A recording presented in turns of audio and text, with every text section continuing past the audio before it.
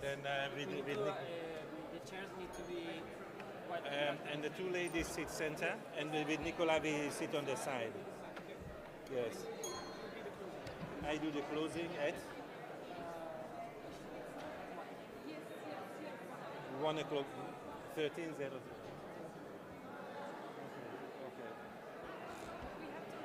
Do I need to do anything else apart from closing? Do I need to moderate? Is there a Q&A? More. Is there a Q&A? Is there a script? Can you get Anya here? Maybe this side. Mariana here. Is there a script of this event? Anya prepared. No. Is somebody moderating? No one's moderating. It's going to be a fluid conversation. You sure? Yes. I will. Anya wrote the concept. I will have her. Yeah, but it would be good to see it on.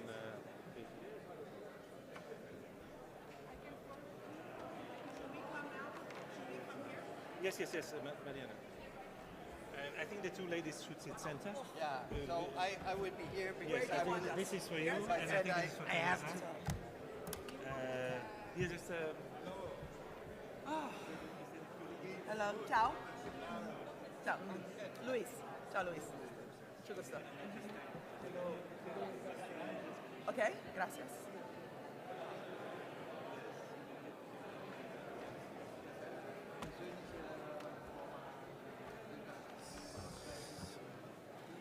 Wow. What? Receiving the we from common. Oh, wow. Amazing. Please come on. Gracias. I don't have my glasses now, but later I read it, okay? Gracias.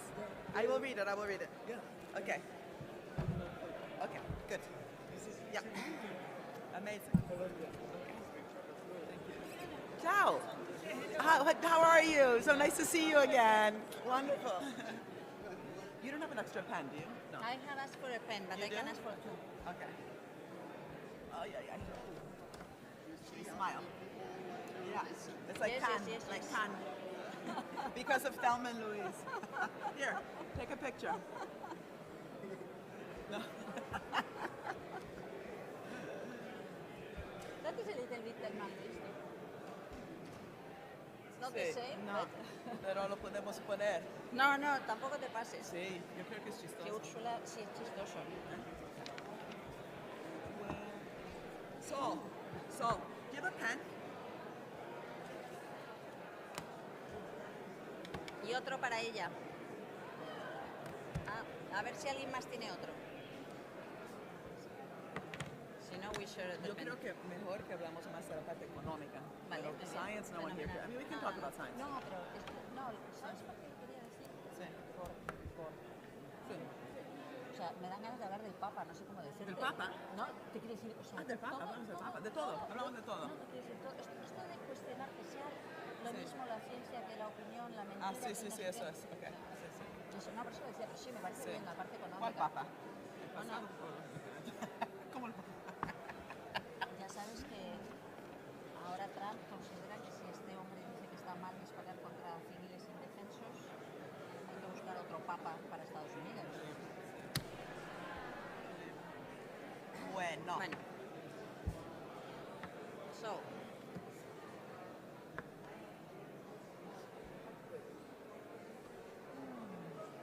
I have to pretend I remember people's names. I don't Yes. remember. Por ejemplo, esta señora aquí, ¿cómo se llama? ¿Quién es?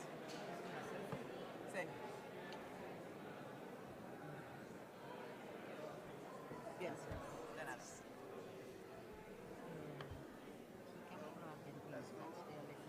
¿Quién? ¿El señor? señor. Ah, no, ¿qué La señor? señora con el pelo... No, ya se fue. No, Bueno.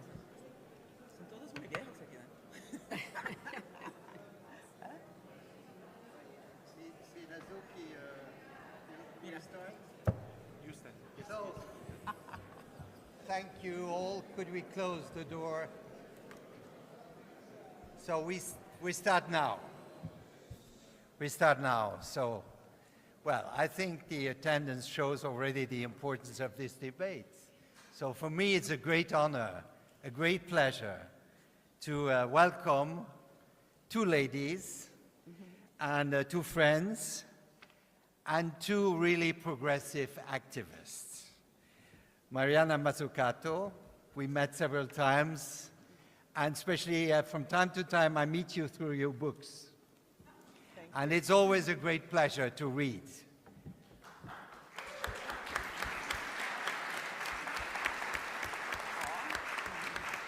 And you really have convinced me that we should not stop debunking the foolish theory of neoliberalism, which has brought us to a situation we are in now of crisis, of division, of societies which are more and more fragmented. And I think it's now the time, and this is really the time and the moment to start something new. That's the idea of progressive mobilization. As you have shown, markets are not the invisible hand which settles everything. We need intelligent policy making. And I think that you are, by the way, Teresa, the good proof of intelligent policy making. Because if Spain is now in a situation where finally you suffer less the crisis we are in, the energy crisis we are in, it's largely thanks to you, to your policy, to your transformative policy in the field of energy, in the field of renewables, in the field of putting into practice the Green Deal. I think this is how progressives can really make the difference. And to make the difference, I think we need good politicians, but we need also a strong intellectual input. And when we are here now and ask, well, what does it mean finally to be progressive? What does it mean to have progressive economic policy? Well, I think, Mariana, you have shown that progressive theory, progressive economic policy exists, and it is solid. And once put into practice intelligently, well, we get good results. Now, you have chosen a very important topic. It's prosperity. I remember the Moonshot was your book, How to Change Capitalism, and I think we are Social Democrats, our final aim is to change capitalism, not perhaps to abolish it, but to change it, basically, fundamentally. And the Moonshot is, well, prosperity for all. Prosperity for all was the big issue of Europe. We had two big promises. The first one was peace, and the second was prosperity for all. We have lost this, obviously. It's not anymore prosperity for all, and you have shown it. It's now prosperity for a few, and the division, inequalities in our society are increasing. Now, I will not debate instead of you. I let you debate. Unfortunately, I have to leave you, as I've told you, but really, we have to build on what you have written and build on what you have done and what you do under not so easy circumstances. I remember we had a commission where we said it's the economy for people. That was a nice slogan. That was a very social democratic slogan under the previous commission. Now it's the economy for whom? For the economy, or for the beneficiaries of the economy, for the shareholders. And this is what we have to change. This is really the program we are aiming at, and I think Barcelona is a good starting point. Thank you very much.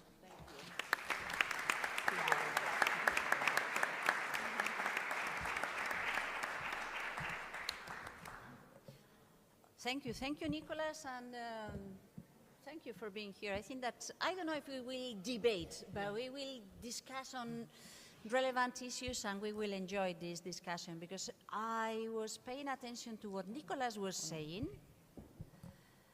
and I realized that everybody applauded when he asked for reading. Reading is so important. Reading becomes revolutionary. We just take the information that others may want us to take to make up our minds. And in a moment where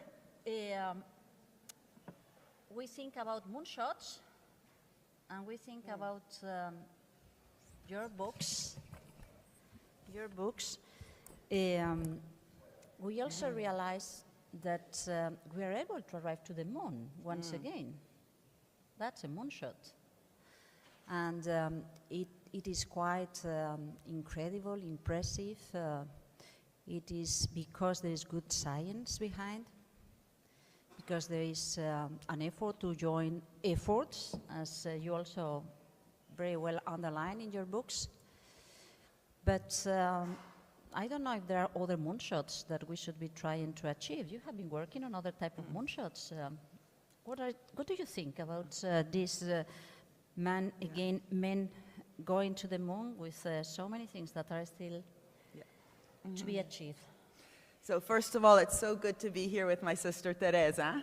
We are not only sisters in all sorts of ways, but we also are like Thelma and Louise. Her daughter, who obviously is a designer, once made a beautiful poster with Teresa and I, Thelma and Louise, and she was holding the gun. So this was a day after Teresa heroically, unlike every other European country, taxed the excess profits of the energy companies. This was the September before the Ukraine war. And they obviously had not seen the movie, so all they saw was the Minister of the Environment with the gun and the taxation. So that went down in history quite well, because as we see, what's happening today in Spain is actually lower energy prices than the average of the OECD, precisely because of this more proactive instead of reactive stance on these very important issues. So the reason I wrote Mission Economy was not to say we should go to the moon. It was to say, how the hell can we do something that hard? Because it wasn't just going, it was coming back. That was the hard bit, in a short amount of time. And yet we don't even try seriously to solve the most important earth shots. And by the way, it's not that we don't know how. I always say, let's admit we just don't care, because it's only when we have war, it's only when we have a health pandemic that we turn on our brains and remember that there's tools that governments can use. In the US, for example, the Defense Production Procurement Act, or in Europe, advanced purchasing agreements that were used during COVID to buy, for example, personal protection equipment and later the vaccines in a more strategic way, negotiating prices and so on. Whereas in normal times, we allow prices to go to whatever they can, and then we subsidize them. But we also don't actually really confront difficult challenges with the languages, with the language, literally the words that they use to get to the moon. Remember, Kennedy said, we're doing it because it's hard, not because it's easy. And yet all the words we use in the policy arena are about making things easier, facilitating, no? Those here who come from Latin languages, facilitar, no? Facilitiamo, facilitating. When the state facilitates business, when the state de-risks business, when the state enables and just fixes market failures, it's always not only reactive, but much easier to get captured. And so it's very interesting that it's only in really urgent times that we even think about embracing the uncertainty, using all the tools that we have, like procurement, the compras públicas, no? To foster innovation towards mission accomplished. So going to the moon, no one talked about the economy. NASA did not have to prove its economic worth. It just had to solve problems. No? What would the astronauts wear? How would they go to the toilet? Now with Artemis, the biggest problem they had was the toilet, again. Now, what would they eat? And the state didn't say, oh, we need to fix a market failure or de-risk business. They just said, hey, we got a lot of shit to do, sorry. And 400,000 people in the private sector worked with the state to solve those problems. And in the contracts, NASA, that was confident about its role, said no excess profits, no renditas. Exactly what Teresa, when she was when she was Minister of the Environment and Sustainability in Spain, did. No excess profits. You can earn profits, but not in excess of what you're doing. It's not a gambling machine. And unfortunately, that is not how we drive our current economic system. We allow health, housing, especially housing, the real estate bubble happened in housing that caused the financial crisis, energy, to become these speculative assets. And that is a choice that is not inevitable. It's not the market. I really don't even like the word neoliberal because it becomes very messy. The market is an outcome of how we organize our public actors, our private actors, their relationships, labor unions, and we need to admit that we have failed miserably in the types of markets and the types of economies we have allowed. And I will finish because this must be a conversation, but you know, Nicholas just said the economy for the economy. That's what finance does. It's finance for finance. In the UK, 80% of our finance, 80, goes back to finance insurance, and real estate, fire. So yes, the planet is on fire with climate change, but also finance is on fire, and it didn't have to be that way. Yes, but I think that what it was interesting about solving the problems to go to the moon and to turn back is that we still may be thinking this way. Also, when thinking about the mission of this conference, thanks a lot, that is solving problems in this case to be heard. I think that the main question today is how we can build a progressive agenda that refers and finds solutions to the problems that you have commented. For instance, what about affordability? What about affordability of housing, affordability of energy, affordability of health services, things that in fact were part of the very intention of the European project at the very beginning. High quality of life for Europeans. So people-centered economy. So that those services, that solidarity, that inclusiveness could help into better prospects for our societies. And there was another very important thing that we identified as the matter of principle to relate to the rest of the world. So peace, cooperation, joining efforts to solve global challenges. And the two topics seem like being contested by some today.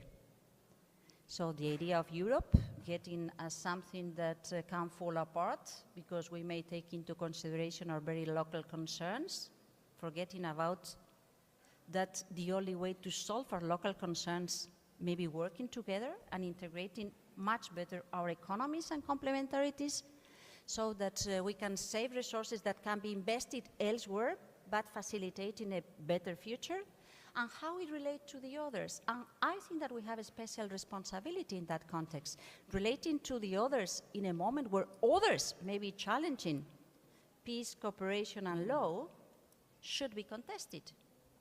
And then there is a second aspect of your comments, how we can build an economy that prevents these excess profits. The OECD pointed out, and I've heard you discussing about that for decades what we have witnessed is an increasing lower share of labor in the participation of wealth. That explains to a large extent the polarization of our societies. Of course, people, including the middle class, could be thinking, well, if the promise of a better future does not deliver, why I'm going to trust the institutions? Why I'm going to think broader than my own end-of-the-month concerns? So how we can turn this back? What is our moonshot? It is the green agenda. It is the energy transformation of our systems. It is the fashionable word, building resilience, so to rebalance global and local. It is that we need to rethink how we can enhance the willingness to be creative in this finding solutions. It is joint effort, so I think that it could be good also to have your views, to pick your brain. What could be the driver to rebuild the trust on doing things together, ensuring affordability, but going beyond affordability, creating hopes, prospects, and better opportunities for the future? Great question. So first of all, when I think of moonshots and missions, it's a very specific word. I don't think we should confuse words like the grand challenges or vision with moonshots, right? So in the case of the moon, the vision was literally Sputnik beat the Russians, the space race. They transformed it into a concrete goal that people could actually say, yes or no, did you achieve it? Or are you just bullshitting, blah, blah, blah, blah, blah, no? Sustainable, inclusive growth. We've been blah, blah, blahing in Europe for a long, long time, right? So moonshots give us the opportunity to start with the vision, prosperity for all, inclusive growth, sustainable growth, but then to get serious and how to embed it into real policies, industrial strategy, financial policies, innovation policy, social policy. And if we keep it at that very high level of just climate, prosperity, sustainability, people-centered policies, to be honest, then the teenagers like Greta Thunberg, who literally said, blah, blah, blah, blah, blah, they're correct, no? So we need to show we're serious. And in Europe, you'll remember with Carlos Modas, who now is the mayor, is he still the mayor of Lisbon? He's still the mayor of Lisbon. When he was the head of the DG for innovation, I worked with him and we actually set up this new tool called missions. And the idea was precisely to transform this broader agenda in Europe of inclusive, sustainable growth into concrete moonshots, like having 100 net zero cities across Europe, like making sure we had healthy aging, and so on. But the problem is, it never left the DG for innovation. So RTD at the time, I don't know, they always change the names of every, these departments. It was research, technology, innovation. It should have gone to the center of the cabinet. That's what missions are supposed to do. They should go at the center of government, like in Brazil. How many Brazilians are here? Yeah, okay, good. So in Brazil, Lula put the ecological transition at the center. What does that mean? That then you require the kind of situation room, I don't like the word war room now because we have all these wars, situation room situation where the finance ministry, the health ministry, the Ministry of Agriculture, they all need to work together towards ecological transition.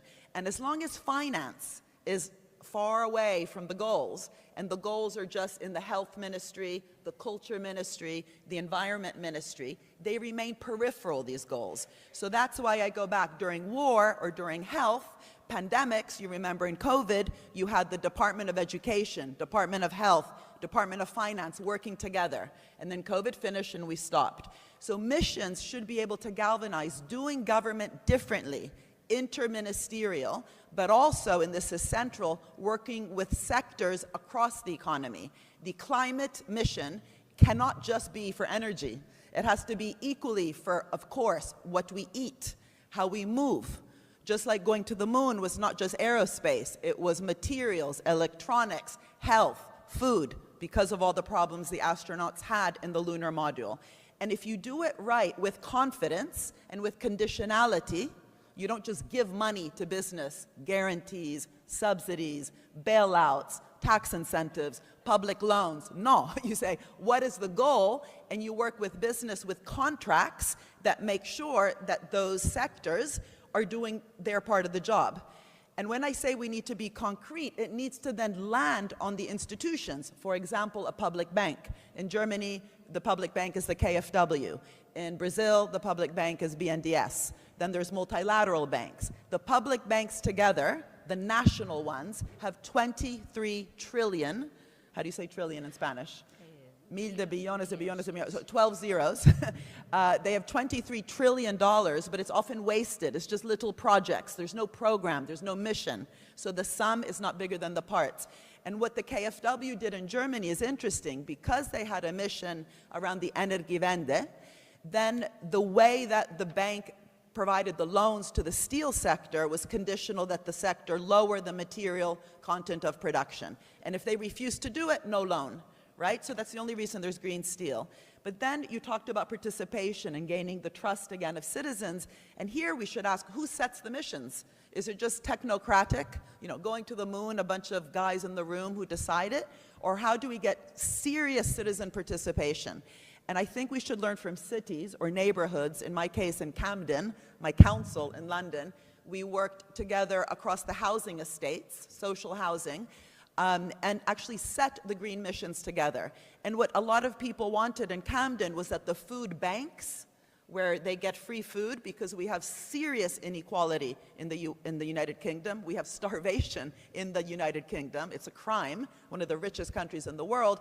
They wanted them to become food cooperatives, green food cooperatives. So it's not just green, it's ownership, it's governance, it's deliberation, feeling proud, having a sense of value. And I think also setting missions that matter to people. It's not just health. It's health for all, but even how we define health and well-being has to be done with the people who are going to be experiencing those policies. So another interesting example we had in Camden, where we did adult social care in these same housing estates. It was the carers, the women care workers, and the people receiving the care that helped design the outcomes mission-oriented procurement, compras públicas, for adult social care. So it's the lived experience on the ground that should inform these progressive policies. People are sick and tired of elites. There's a bit of propaganda about the elites, but still of others, academics, ministers and so on, telling them what's good for them. We need to show, if we are progressive, that not only do we talk about, people-centered policies, but we truly, in a non-tokenistic, non-condescending way, bring those people through their organizations to the table to design those better policies. But this means that, in fact, if we are here to identify what list of eventual moonshots we want to work on, so that we share our experience and concerns on how people in our different societies may identify their day-to-day concerns and how we can respond to these concerns better. You are pointing on two very important things. One of them is, let's identify which could be the entry points. Is it the green transition that facilitates this discussion? It's the repowering of digital and access to information or creativity? Is it hunger? Is it, what is the type of things? It is affordability for the day-to-day life. That is one thing, but what it is very obvious is that whatever it is, the spirit that we share is that it should be human-centered. Yeah. So I think that this people-centered approach is one of the elements that identify what we consider our DNA as progressives. And the other thing that you are stressing that is also important is that we don't feel like imposing whatever. We need to build a governance to ensure that there is this feeling of belonging and that we feel empowered when we identify our priorities, because it also boosts the creativity and the capacity to respond to the concrete needs with concrete answers. That's one of the points that I get. The second thing that I think it is quite important is to stand up. To me, one of the most interesting things that I'm experiencing in these very few hours since we started our gathering is the massive response. My sense is that there is this strong feeling that we want to stand up, that it is enough to hear that it is just economy, profits, or big guys imposing whatever. So we need to find the ways to respond with concrete answers. This was why I think that the manner we create and understand value matters, and that's part of your intellectual contributions as an academic. But the insistence on joining forces and cooperation is very important too. So the realities may differ, but the willingness to develop these cooperations are important. I like the example of the green transition in Brazil for obvious reasons. I also consider that it is quite across the board. This means water availability or water scarcity or water excess in certain circumstances, and quality of this water. It means energy that needs to be affordable and clean and provide solutions for households and for industry. It means transforming the way we understand industry, but it creates new opportunities. And there is another element that, or biodiversity, so many things that could be connected to the green agenda, but there is another element that is very much in the heart of the trade unions and the civil society organizations, which is fairness. inclusiveness. Because there may be many people willing to make business out of the transformation of the energy system or the new industrial solutions, but something that is reflected or embedded in your own understanding of governance is fairness. Not excess profits, but also the possibility to count on this anticipatory understanding on where the worries, injustice, and fairness may be. Do we need different labor skills? How we are going to get this? Do we need different types of education to deal with new tools, such as the whole digital revolution? How we can get that? Does this impact in an unfair manner for consumers and families? How we can address that unfairness till the moment the solutions, the root solutions, are going to be there? So I think that it could be interesting to find out to what extent, after 1 day and a half, we are able to see our list of moonshots and the guiding principles to ensure that in that non-war board, we manage to get some better understanding on how to build ownership of we want to bring to the streets, no? Yeah, no, very, very good points. And I mean, you keep coming back rightly to say, well, which are the moonshots? And I think we know the areas, right? Of course it's climate, of course it's housing, of course it's health, of course we need AI for good and not AI for bad. You know, Shoshana Zuboff's point, you think you're searching Google for free?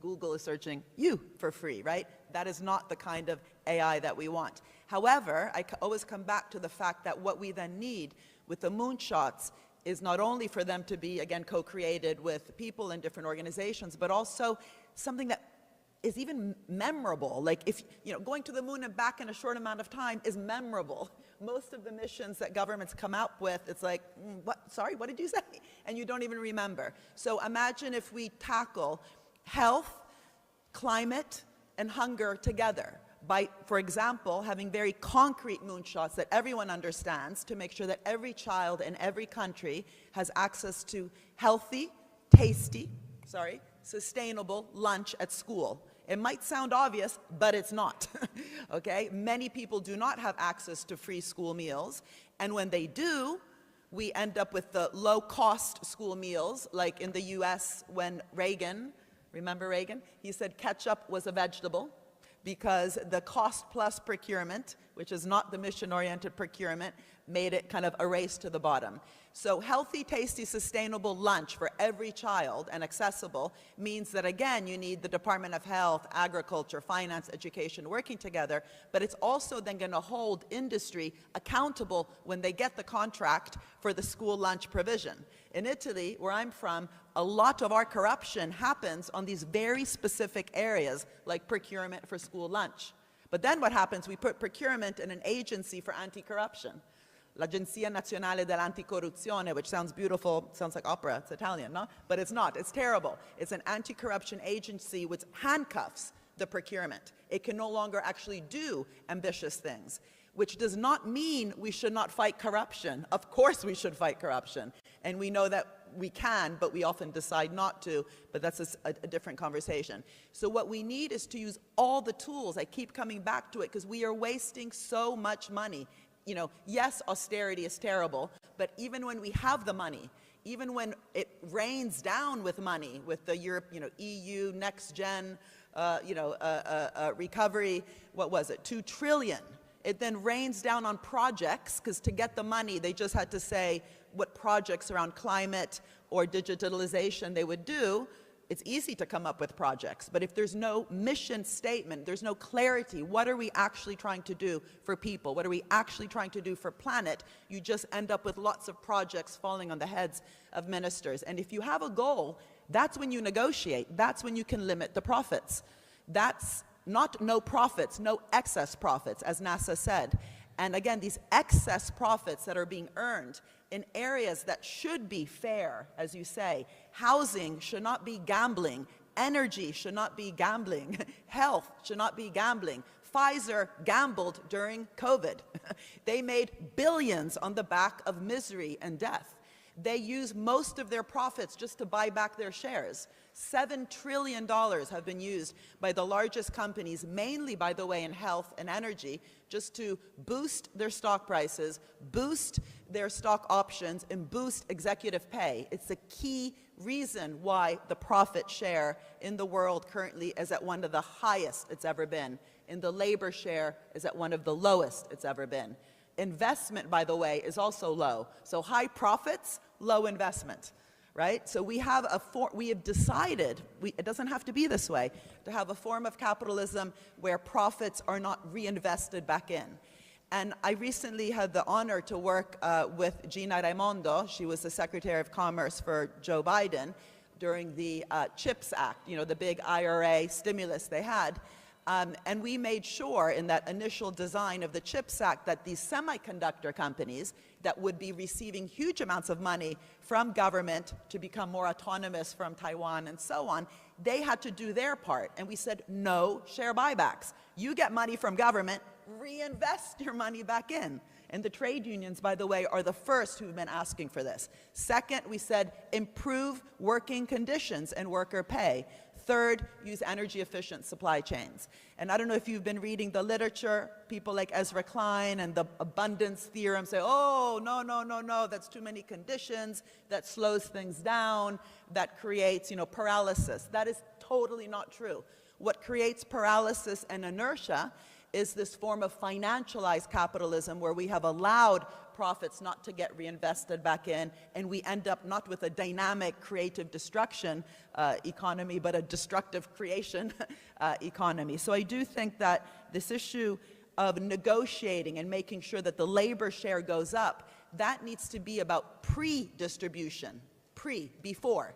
We cannot keep relying on governments to do redistribution. We first create value very bad with unfair capital-labor relations, unfair public-private relations, unfair public-public relations. I see we have an ex-minister from South Africa, Ibrahim Patel, who did amazing work in South Africa. You also talked about, for example, the better relationship between state-owned enterprises and the Treasury. That's public and public. Even that relationship in places like Italy and South Africa has been very problematic. So let's not just blame business. Government has been very much at the center of the problems globally. But the only way to change that is to really be very concrete on the goals, because there's no reason to change how government works. There's no reason to get a fair deal. There's no reason to negotiate good conditions unless you're trying to direct the economy in a certain direction. So as soon as we have no vision, no strategy, no concrete goals that prevent the bullshitting of blah, blah, blah, climate, inclusive, prosperity, people-centered, then the contracts, of course, are going to be parasitic. And, you know, biologists are much more rigorous than economists. If they use the word ecosystem, they will say, this is a predatory ecosystem. This is, you know, a parasitic ecosystem. This is symbiotic, mutualistic, reciprocity. Whereas economists just say partnership, public-private partnership, ecosystem, as though it's neutral. We have parasitic ecosystems in many parts of the world. We have socialized risks, privatized rewards. The most obvious place was Silicon Valley, no? Everything in your phones was funded by government. Internet, GPS, touchscreen, Siri, and now we have 5 companies making trillions on the back of that public investment. So, and it's impossible to fix it after the fact. I agree with much what you have said, but do not call it bullshit. Sorry. Because it is not bullshit. It is the topic that we need to address in order to to identify the concrete goals that we want to achieve. But I have another comment in a very related aspect, because now you were saying that, yes, it is so important that we have the progressive agenda that allows us to build our own strategic approach when we have the opportunity to run governments. And I was thinking of one of your latest books, talking about consultancy and the role of governments and administrations to make up our minds, thinking on public interest and the defense of the common goods and the common economy priorities and so on. But you were also commenting on AI, AI for good, dangers around AI, bias AI, learning to use AI, develop critical thinking, so not to be trapped, and changing consultants shaping the public agenda by AI shaping the public agenda and the public opinion. So I think that that's also quite a challenging aspect in this list of things that we, the progressives, should be trying to figure out how we can respond to that. Because the temptation to get into a great substitution using synthetical thinking that may be even biased by the way it has been produced, to figure out how we can give priorities to our policies, to our budgets, to the way we respond, is not an abstract risk. We need to prevent this happening. We need to build this in such a way that it remains healthy. So I don't know to what extent your study, your research on how we can rebalance a little bit between thinking at the public side of the states and developing the capabilities in the administration and not so much relying on consultants telling us what to do, maybe updated when thinking on this synthetic way to make up our minds. So I often say that it's not a coincidence, it's by design. We have designed our way into having weak government, not small government. There's big governments that are weak and unstrategic, no? If we think in economic theory, and economists unfortunately have a lot of power in terms of influencing governments, more than the poets, more than the anthropologists, unfortunately more than sociologists. If the economic theory of the state is at worst get out of the way, but at best fix a market failure, you don't really need much capabilities inside government. You need a lot of bandages. How do you say bandages in Spanish? Italian. Tiritas. Bandages is tiritas. Yes, tiritas. Tiritas. Yes, tiritas. Tiritas, bandages, no? So only if you start saying moonshots, very specific moonshots. By the way, my point about the bullshit was that we need to make them real. We need to not stop at health and to avoid AI getting your words and then developing. Which AI? Oh, shit. Okay.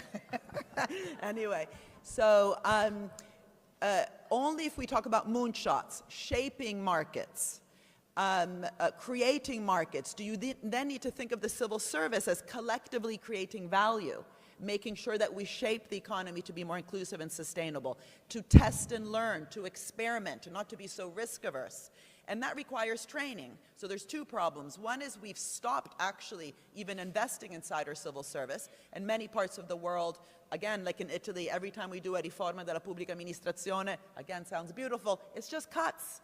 None of that was to real reform, making more dynamic, agile, flexible. So in the institute that I run at UCL, the Institute for Innovation and Public Purpose, that's our main goal, to really think through the dynamic capabilities within our public service so that we can govern this planet to be more inclusive and sustainable. But in terms of AI, the biggest threat I think we have today is that because of these excess rents that we've been talking about, there's 5 companies that make so much money, the salaries they are offering university researchers and researchers that used to be in public laboratories like DARPA, like NASA, like ESA, or like 100 times what they could actually earn in these public institutions. That is a huge problem, the hemorrhaging of talent from these public institutions and even private universities to 5 or 6 companies means that we no longer have the knowledge within government, even within universities, on how to govern these processes, because these processes are moving so much quicker than we understand them. So that reclaiming back that talent into government, I think, is essential. And just super lastly, I mean, the reason I've written a new book called Common Good Economy, which is coming out in June, is that the how we reach the goals has to matter as much as what the goals are. So for this book, I leaned more on political philosophy. Think of Aristotle. He said the telos, the goal, and the polis, not the police, but the polis, the community, no? So how citizens work with the state, how public and private, how capital and labor work together at the level of the contracts along the way to the moon matters as much as getting there. And unless we really start changing the contracts that we've talked about, water, you mentioned water, 80% of industrial wastewater is not recycled. That's crazy. It's the state that gives the water right to Pepsi Cola, Again, I remember in South Africa, you were trying to change that to Anheuser-Busch, and unless it's in the contract, you get the water from the state if you recycle the industrial wastewater. That's not a complex contract, but if you are captured, if there's lobbies, or if the state forgets what it's for and thinks it's there to fix and not shape and create, of course we end up with these contracts with just increased profits and the labor share falls. So you're a great source of inspiration, but time is getting to its end. So we have missed some other aspects, related aspects, on how we can develop this thinking to be much more concrete, from the great categories to the very concrete goals that we want to achieve. We may be discussing in the time to come taxing robots. That has become quite of the elements, quite an important element in the public debate for the time being, and so many other things to take into consideration. But I think that Laszlo wanted to make some final comments. Before I make a final comment, I think both of you Yes, I think it has been a fascinating discussion. Before I make a final comment, and thank you, I would like to ask both of you for a final statement. What is your main conclusion, especially from perspective of EU policy? If moonshots need to be made, why the EU? Someone could ask, why not member states, specific states? Is the EU really in the shape and form that can do?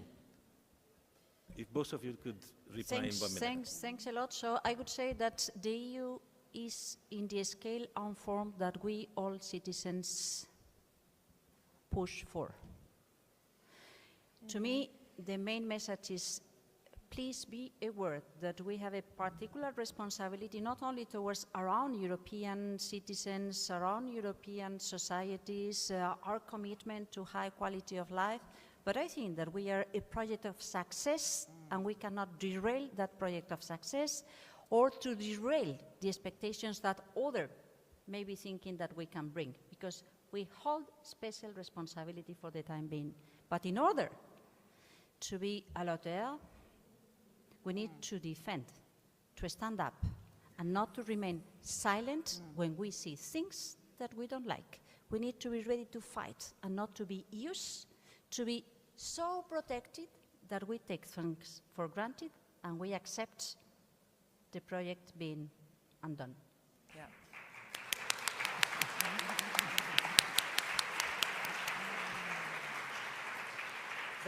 Very well said. So, I mean, I just want to say that it's sort of obvious that together we are stronger, even just economically. When you have a larger market, you can negotiate. The reason Brexit was the biggest act of self-harm for the UK is literally the market size shrunk so much in this big capital flight. But that's just economics. That's like a technocratic answer, no? Whereas together, we can also shape this region to be truly inclusive, sustainable, people-centered, but only if we get serious. And the fact that within Europe, for example, there's very different corporate governance models. In the northern countries, trade unions are on the boards of the companies. That's called stakeholder capitalism, versus what we have in many other countries in Europe, which is pure maximization of shareholder value. We should not kid ourselves. You know, corporate governance in modern capitalism is everything. And so there isn't really a European way. And we should be thinking what works, what doesn't. The cooperatives of Mondragon, or stakeholder value, the power of trade unions on a company so they can also plan the future, not just react to it. But we should also remember global solidarity. The CBAM treaty was good for Europe to look green and so on, but there was no provisions for sharing knowledge with countries in the global south. So it actually hurt green development in the global south. So let's be real, you know, let's walk the talk, both in terms of learning within Europe what works, what doesn't. Food, of course, is the best in Italy. We even have the best nursery schools. Anyway, I'm kidding. But, you know, like we should learn what, you know, what the lessons are in that spirit of experimentation, trial and error within Europe, but also move it in a progressive way. So stakeholder capitalism and so on, but also global inclusiveness. In Europe, I'm sorry, has not been a big fighter recently for global solidarity. President Sanchez, yes, in terms of what's happening right now, both in terms of the war in Iran and in Gaza. He has been very outspoken. Not all European leaders have, but also, again, always back to this question that the tools, let's get serious with the tools, and CBAM, which is a tool of the European Union looked good internally, but it was not structured for global solidarity. Thank you. Thank you so much. Global solidarity is a great final word. It's really been a pleasure and really fascinating to listen to both of you in this conversation. I have to tell the audience, those who might first time attend the FEPS event, that both Mariana Mazzucato and Teresa Rivera have been Progressive Persons of the Year for FEPS, and you find the latest Progressive Yearbook with my interview with Mariana, and 2 years before also available on the website with Teresa as well. So the Progressive Yearbook offers you more if you didn't have enough of Mazzucato and Rivera. We learned from them that Moonshot is a philosophy. It's not just an idea, but it's a philosophy that guides practice. It should guide practice in many different areas, not only in the economy. And we would like to follow up on behalf of FEPS. Of course, we wish that you return to other activities, perhaps also in Brussels. Namely, we are planning again a policy conference in September.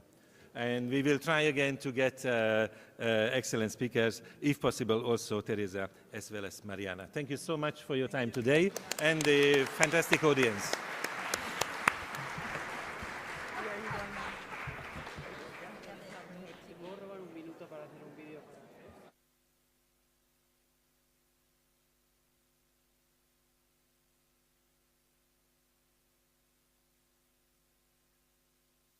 Yeah. Oye, pero tú fíjate que vino directamente del avión y casi no lo olvida. Imagínate. Thank you so much for joining. Yes. And it's, who is the moderator on the next panel? Do you know? this is the next one. The next panel is mine or is the moderator? The band? The band. Yeah, the band.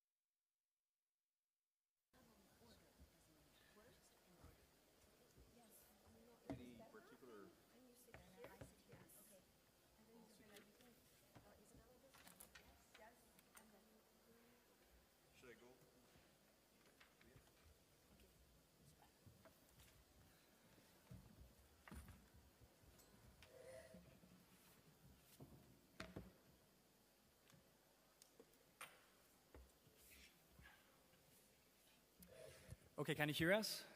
That's great. Good afternoon. Welcome everyone on behalf of Fundación Avanza and together with our organizing partners, the Friedrich Ebert Stiftung and CIPED. Thank you so much for joining us today in Barcelona. We're very excited. This is our first panel. But before we begin, I would like to take a moment to remember Manu Escudero, our president, founder, and in my personal case, a mentor, who sadly passed away just a couple weeks ago. Manu was not only a central figure in our institution. For many of us, he was also a source of intellectual rigor, of public commitment, and personal generosity. He believed deeply in the value of ideas and how they're connected to democratic purpose and the importance of building spaces where rigorous debate can serve the public good. It is difficult to hold an event like this without feeling his absence, but it also feels right to do so in the spirit he would have recognized, bringing together people with different perspectives, asking difficult questions seriously, and trying to think clearly through the world as it is and how we can make it better. So I would like to dedicate this conversation to his memory with gratitude for everything he gave to all of us.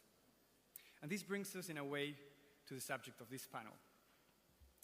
Our panel asks whether we're witnessing the return of power politics in the global economy. But one way to enter the question is to ask whether power politics ever disappeared at all.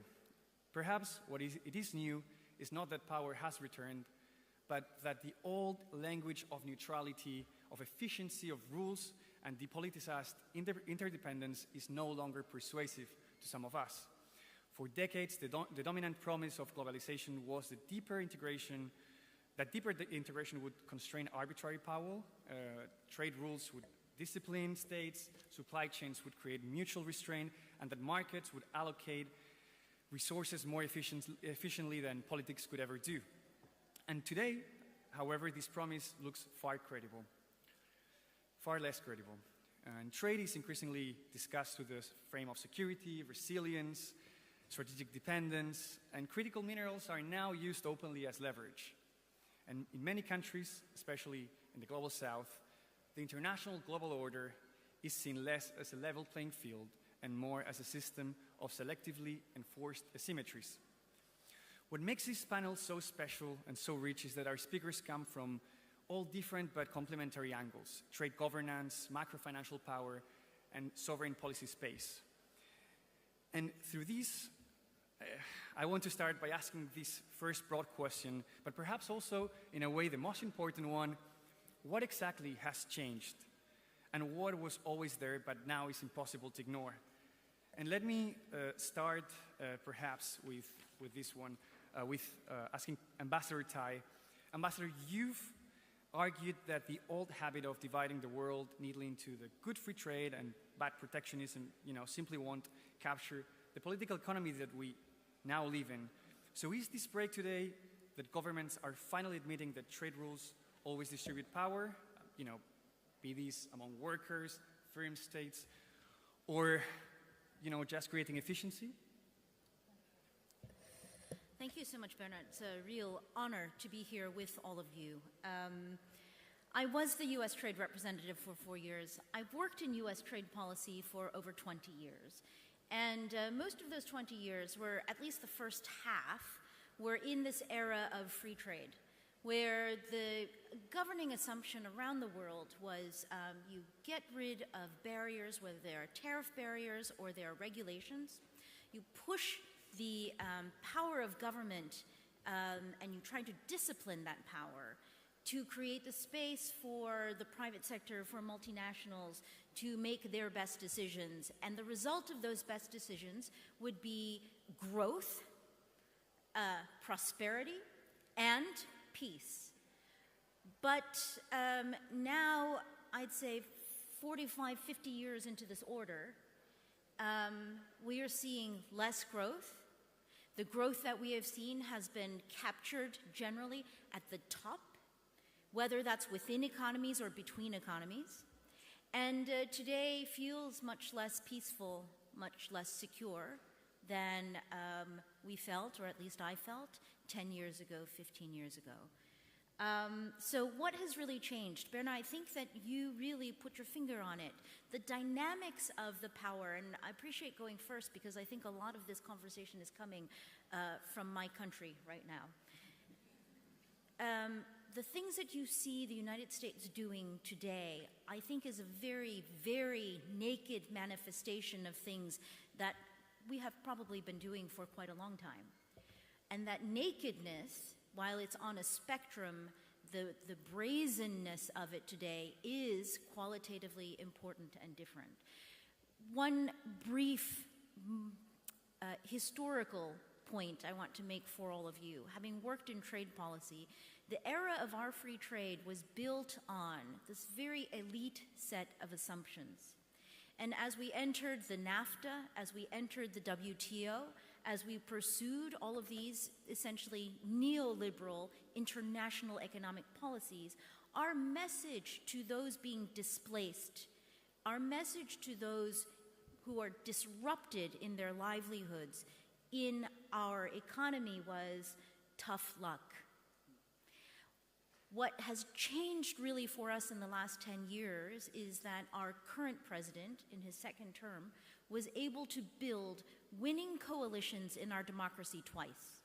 And those winning coalitions brought together those segments of our economy that we told tough luck to, and the very richest in our economy.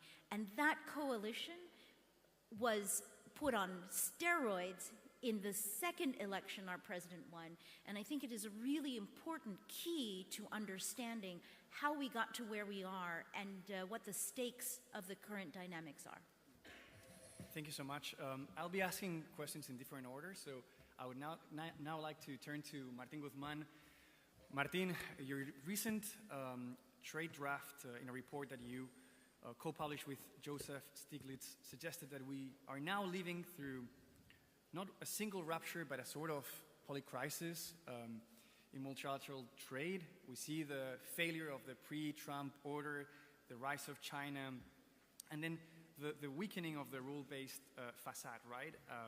So which of those do you think, Martín, is the deepest break, and what does that tell us about the world we live in right now? Okay, good. So thank you for having me. When we refer to the polycrisis, we basically refer to three concurrent crises that we are witnessing. The first one is that it comes before Trump. It's a failure of a multilateral order based on a combination of neoliberal tenets and too much influence of vested interest. Too much power to finance, too much power to multinational corporations. Tenets that left aside key assumptions for the workings of a modern economy that were not meant to deal with processes of innovation, were not meant to lead to rules that would be beneficial for workers. Well, we're seeing the consequences of that. The second crisis has to do with the integration of China in the global economy. And again, the system was never designed to provide a response to the integration of China in the global economy, in a world in which there is learning by doing, where production takes place matters. I echo the comments from the ambassador in the US. There was, again, too much power of multinational corporations determining the international trade rules. And this is also true for other critical rules in the global economy, including the international taxation architecture. And of course, the third crisis has to do with Trump. What we see now is a more extortive use of power, but abuses of power are not new. From the developing world, we've seen this way before Trump. So what we haven't seen is a progressive agenda in the US, even with any of the democratic governments, to create a progressive multilateralism. And this ends up hurting also workers in the US, not just workers in development countries. Yeah, so Isabella, your work has consistently drawn attention to the fact that markets are not just a matter of systems of allocation, but they also create dependencies, and of course creates winners and losers. So for me, the question would be the same. What has changed in the past few years? Yeah, thank you so much. Before going to what has changed, maybe we can talk about some long-run persistent patterns. We have actually done research where we compared the export diversification across the globe at the peak of the globalization at the turn of the 20th century under outright high imperialism with export diversification across the globe at the peak of the current globalization. And what we find is that there's an almost perfect persistence in the hierarchy. So in other words, the very large majority of countries are locked in at the bottom of a diversification hierarchy, are specialized in exporting really just a handful of commodities, where a cream layer of rich countries at the top of this hierarchy is diversified and has been diversifying under high imperialism, and neoliberalism has perpetuated this same hierarchy. So in that sense, what we are seeing now is, on my mind, an attempt to defend the same hierarchy by yet new means. Under neoliberalism, free trade was in some sense free trade. It was free trade in the sense that in that era, Western companies had the unrivaled competitiveness. So in that sense, they could rely on competing by competitiveness. And they had their states to ensure that the global trade system ingrained their competitiveness. They made sure that industrial policy for the rest of the world was prevented because industrial policy could have presented a threat to the power of those corporations. But in recent years, and on my mind really, the tipping point is when China became competitive in some cutting-edge technologies. When China was the first to get to 5G, that was, I would be interested what the ambassador thinks, but on my mind, this was really a tipping point. And this only accelerated as China started to venture into battery technology, into renewable energies, into e-vehicles. And as we saw chart after chart where the share of Chinese companies in the global production and in global market shares for critical technologies was shooting up. And that kind of brought back industrial policy as a tool to defend the competitiveness of Western companies, but that also meant that multinational Western headquartered companies that had been the champions of globalization, that had been the protectors of Chimerica, of the alliance between the US and China, that they became ambivalent and eventually switched to being outright hostile. And that, I think, was kind of the backbone of the more or less peaceful collaboration under the free trade agenda. And what we have witnessed is this tipping, and now it's really tipped from targeted, technocratic, well-designed industrial policies into outright violence, if we look at what the Trump administration is doing, and really, I mean, ironically, in a sense, bringing us back to the tools that high imperialism used to rely on. On my mind, the real question at stake is it possible for us to find an international order that is not based on cutthroat competition, whether it's based on markets or it's based on industrial policy or it's based on outright imperialist policies? Now, is there a way to find an international economic order that has meaningful elements of cooperation, and now I sound pathetic, but I mean it, for the sake of life on this planet, for the sake of the survival of humanity at this very moment that we are living through? Okay, thank you so much. Gracias. Kevin, from the standpoint of democratic legitimacy and the international order, how important is the widening gap between institutional architecture of the global system and the actual distribution of economic power in these changes that we've been discussing?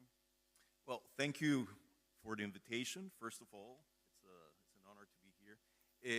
The gap is huge, and it's really a source of tension in the international system. But I don't want to leave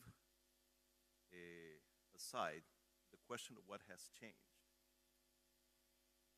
one of the things that has changed is that people like me have become much more mistrustful of globalization. And when I talk of people like me, you should know that I was at the heart of the process to ratify CAFTA-DR in Costa Rica.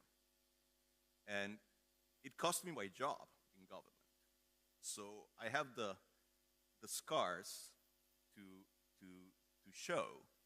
I was a true believer in free trade. And it's become very clear to me that we were terribly starry-eyed and terribly naive in a number of ways. First of all, we were very naive when it came to globalization about the national security implications. I mean, it was not all about comparative advantage, of course. I mean, if it were about comparative advantages, Russia would be supplying gas to Europe ad infinitum. And there's also the realization that the interdependencies can be very easily turned into leverage, can be weaponized very easily. So we've become much more mistrustful of globalization, number one. Number two, there's the question of energy. My impression is that a lot of what's happening in the international system right now, it's all about energy. And of course, this is not new. I mean, the way in which energy resources have been weaponized, instrumentalized in the past is not new. I mean, one can think of, 1973 or many other examples. But the way in which this is being done, as we speak, is so naked. What has happened in Venezuela, what is happening in Iran, I mean, the instrumentalization of energy resources, which is, of course, related to the immense, essentially unlimited appetite for energy that we're seeing now. So that is driving a lot of what's happening in the international system. And third, I would say that something that is new is the completely unprecedented, in my view, concentration of wealth and power in the hands of private actors. And I'm thinking here, most prominently, in the digital technology firms in Silicon Valley. A concentration of power that is distorting even the viability of democracy. A concentration of power that is being turned into leverage to escape regulation. This concentration of power, this level of concentration of power, in my view, is completely unprecedented. So if you ask me what has changed, those three things. So if power is now more visible in the global economy, my next question to the four of you is, where do you locate the main or the central fault line? Is it primarily between states? Is it between the global north and the global south? Is it between capital and labor? So I will be briefer presenting my questions now, and please do hit me if you would like to do a rapid reaction to any of the points of your panelists. Let's start with Martin. What do you think? What's the main fault line right now? Okay, so multiple ones. In the last 55 years, there were two big events that changed the balance of power between markets and states. The first one is the end of the Bretton Woods regime in the early 70s and the process of financial globalization with the regulation of the capital account, the movements of capital across countries. On the one hand, that gives an advantage to the advanced economies that are seen as the safest countries, that benefit from the fact that in the bad global times, they get more capital that leaves the developing countries when there is more uncertainty. So that hurts the developing countries. So in that sense, we could establish a divide between advanced economies and developing economies that face higher volatility in general, higher volatility of exchange rates, higher volatility of financing conditions. But the part that is neglected is that that also affects the balance of power within the advanced economies, within the US. It changes the balance of power between workers and finance. So that has consequences for rules of the global economy that have domestic consequences and for the rules within the economies like in the US. The second one was the 2008 financial crisis in the US and elsewhere, and the bailout of the government to the banking system, which also meant not just a massive creation of liquidity, but a massive creation of liquidity managed, because the way it was designed, by the private sector, and accelerated the process of changing the balance of power between the market and the states. So to sum up, we see this divide between market and states all over the Western world, and between developing countries and advanced economies. Thank you. Catherine. This is a great question because it feels like fault lines are everywhere.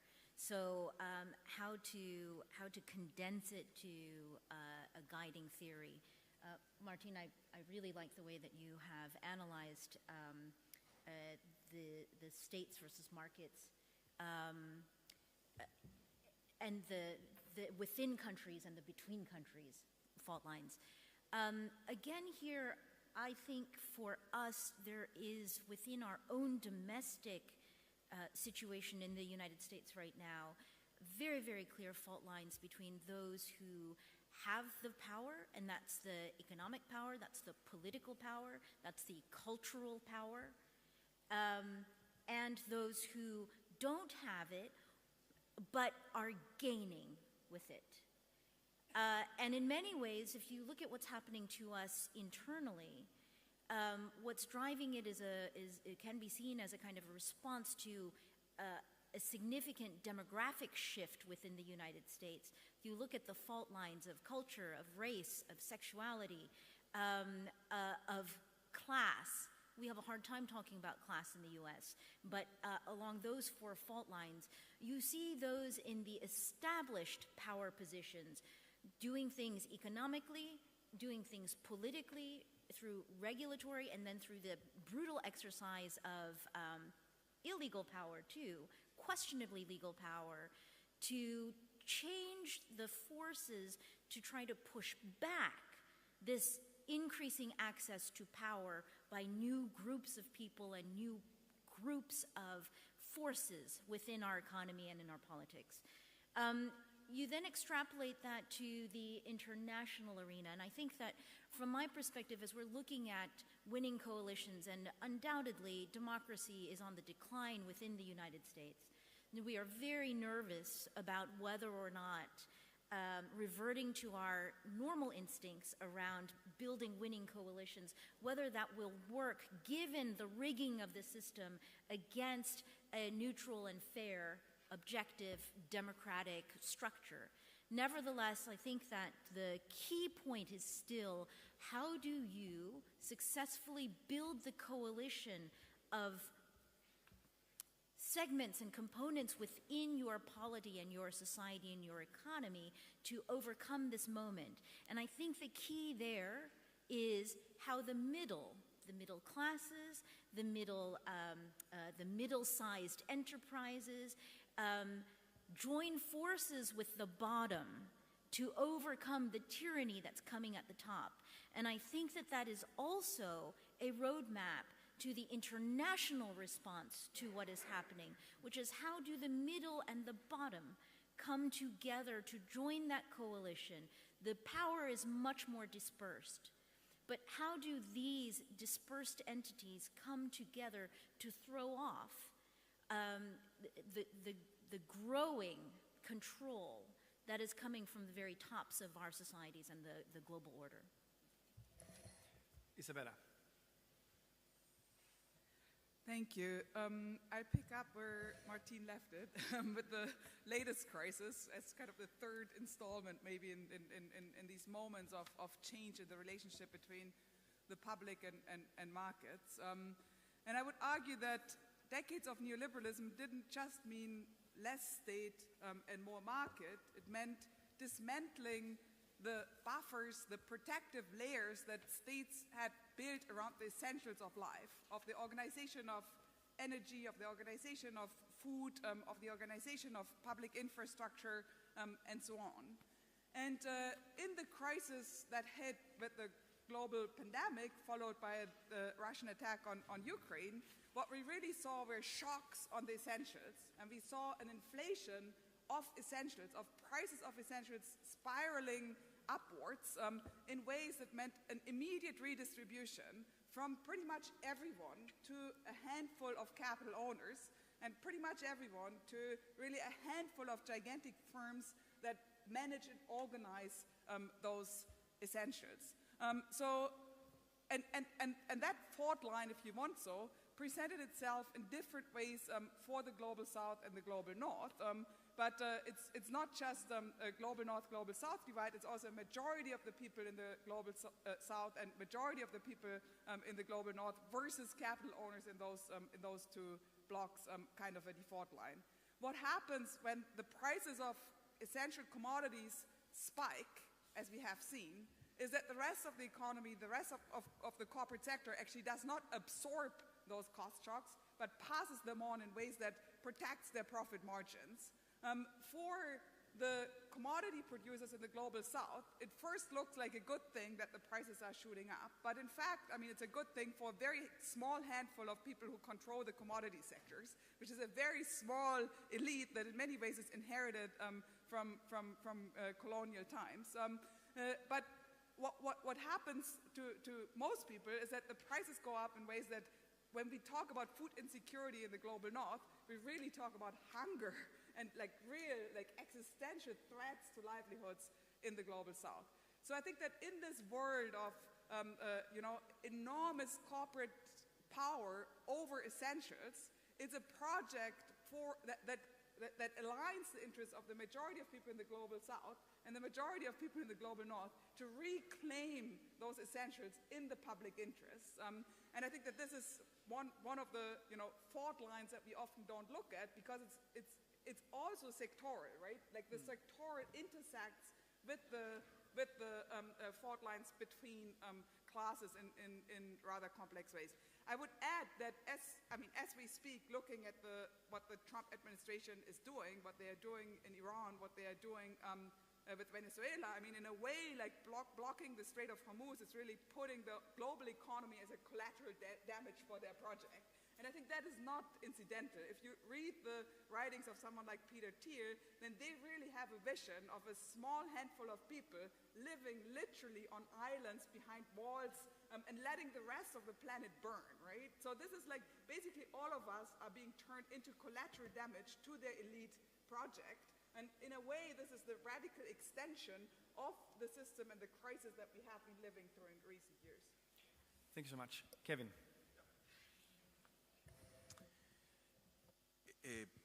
I guess, as Martin said, I mean, there are many fault lines, but I'll mention a couple. I mean, one obvious fault line is in the global economy is between those that prefer international trade guided by some sort of rules, imperfect though those rules might be, and they have been grossly imperfect for sure, and those that want the jungle. And I can tell you from the perspective, and here I'm wearing my Costa Rican hat, the jungle is a pretty lonely place for a country like Costa Rica.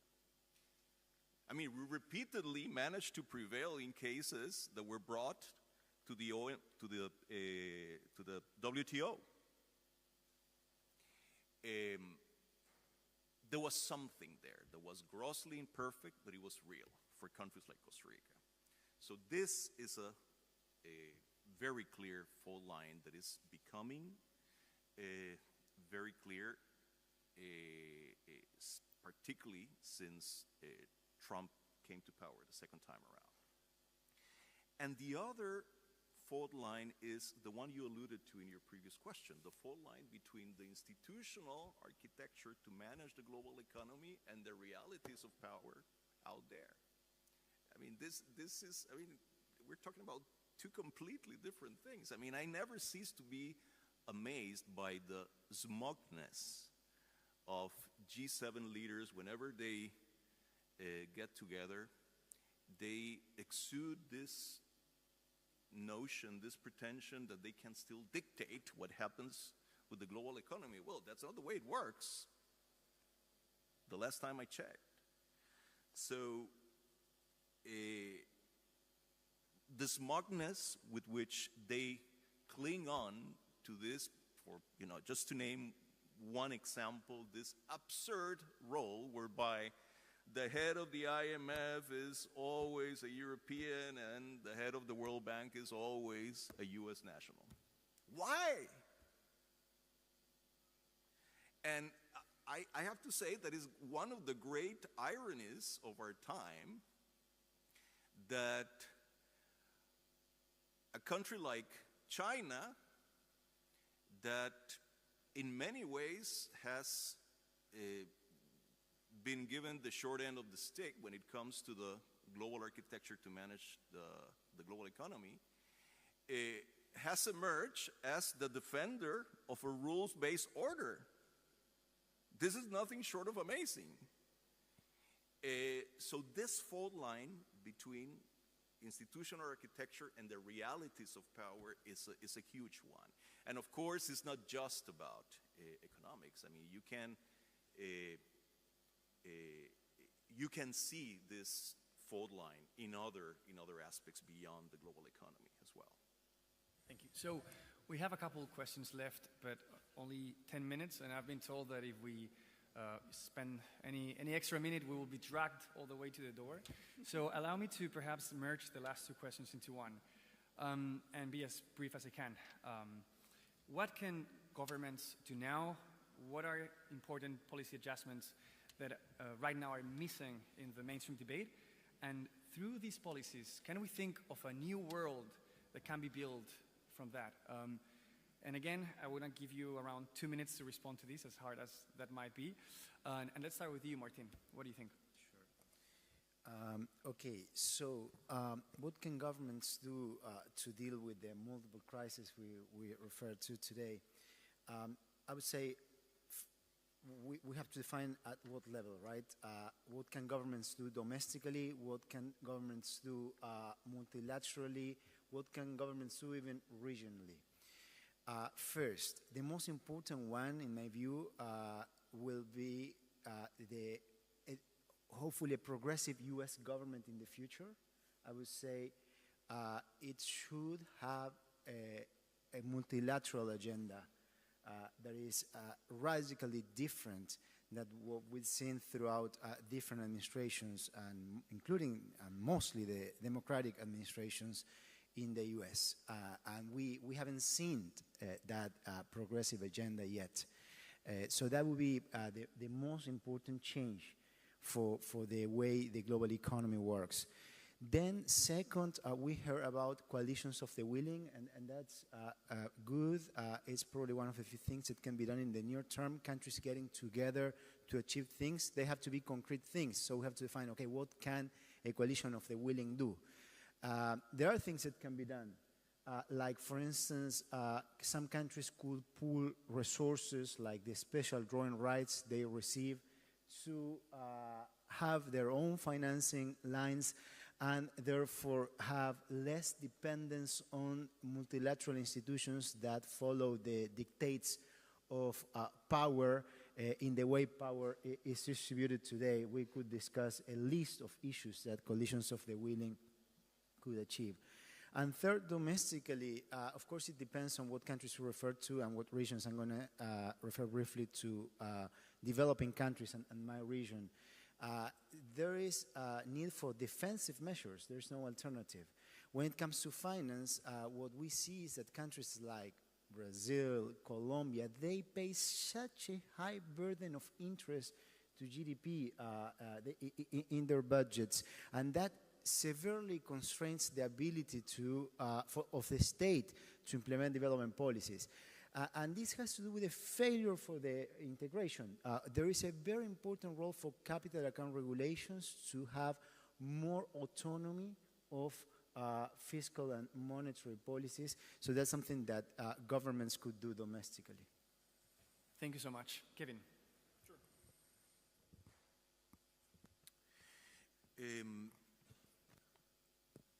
Look, I mean, there are many things governments should do. I would tell you what I would like to see. It goes very much along the lines of the coalitions of the willing. I mean, I would hope that at the very least, most governments gang together with other governments that want to see an international trading system subject to a set of reform rules, but rules nonetheless. Can this new reform system be built? I think it can be built. I would claim that, and of course I'm painting with a broad brush here, but when it comes to the international system in general, but particularly when it comes to global economic governance, the big two spoilers that we're seeing today, the really big ones, are the US and Russia. All the others, to different degrees, would prefer to see an international trading system subject to rules.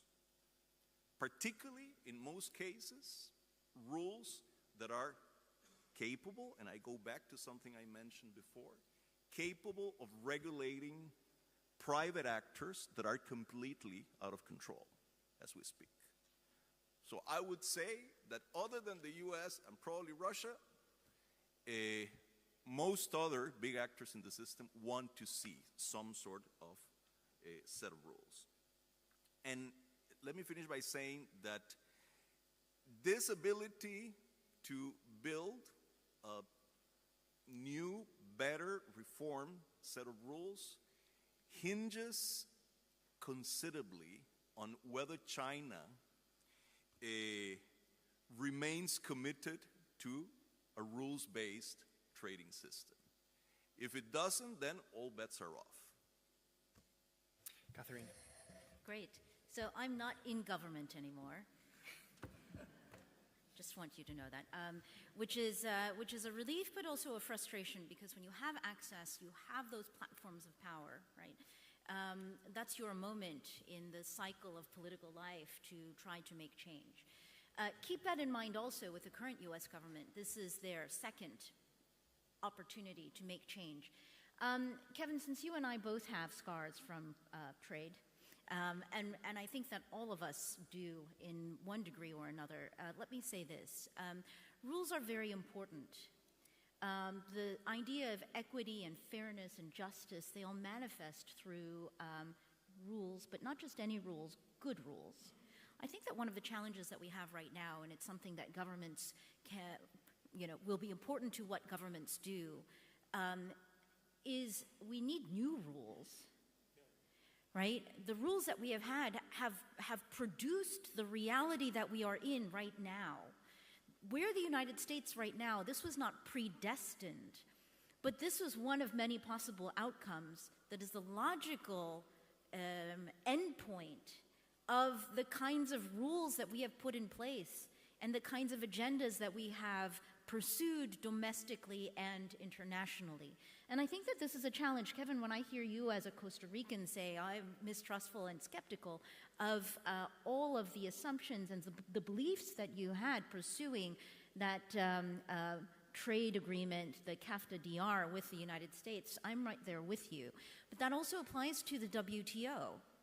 Now, I have a certain history with the WTO. The WTO in some ways brought me up. I started my trade career as a WTO litigator. We tried to reform the WTO during the Biden administration. Let me just tell you today, the WTO, like our many free trade agreements, is a neoliberal institution. And an inheritor of our colonial past. This is always interesting for people who don't know the WTO very well. There are only 3 official languages at the WTO, unlike at the UN where there are quite a number more. The 3 official languages are English, French, and Spanish. And I think that's pretty clear, even today in 2026. So whether it's China, the United States, India has been a consistent spoiler at the WTO for its own reasons. I wouldn't say that the Indians that I have worked with are not for rules.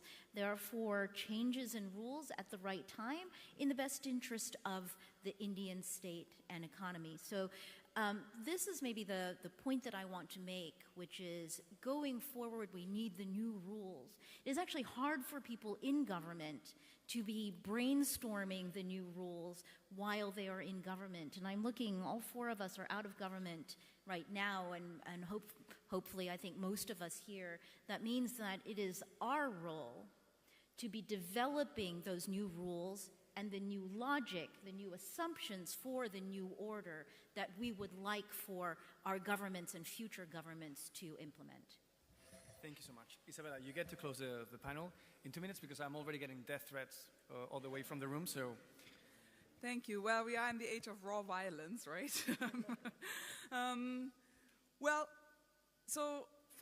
Building on what Ambassador Tai just said, I think we do need new rules, but we need a specific kind of set of rules. And I said this on the previous panel, and I'll say this here, and I'll say this in the next weeks whenever I speak.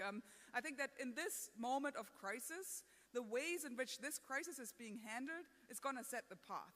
If we let once more this crisis be completely managed by the market and have the increasingly scarce, not just oil, but raw materials that are critical for the production of all sorts of things, including food, including every gadget that you might be using, the translator that you have on your ears to the lawnmower that you may or may not be using.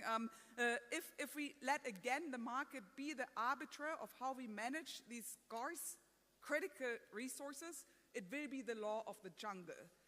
The European Union, at this juncture, has a unique opportunity to step up and try to coordinate a buyer's club for oil that defends a price ceiling and that comes up with fair rules of allocation. If we do not do this, rich countries will be bidding out poor countries, and in the process bidding up prices in ways that will generate windfall profits that are absurd, that will increase the inequalities that we have been talking about, and harm the working people all over the planet, create a cost of living crisis on a proportion where the defense of democracy will be an uphill battle of a type that we haven't seen. That's why I've been calling for an anti-fascist economics, and I think the first step is how we manage this crisis. 10 seconds.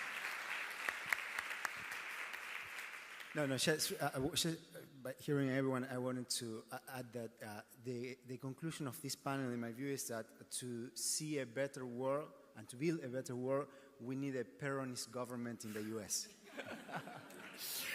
Okay. Well, with that idea, please join me in thanking our panelists. It's been a pleasure hearing you. Thank you so much. Thank you.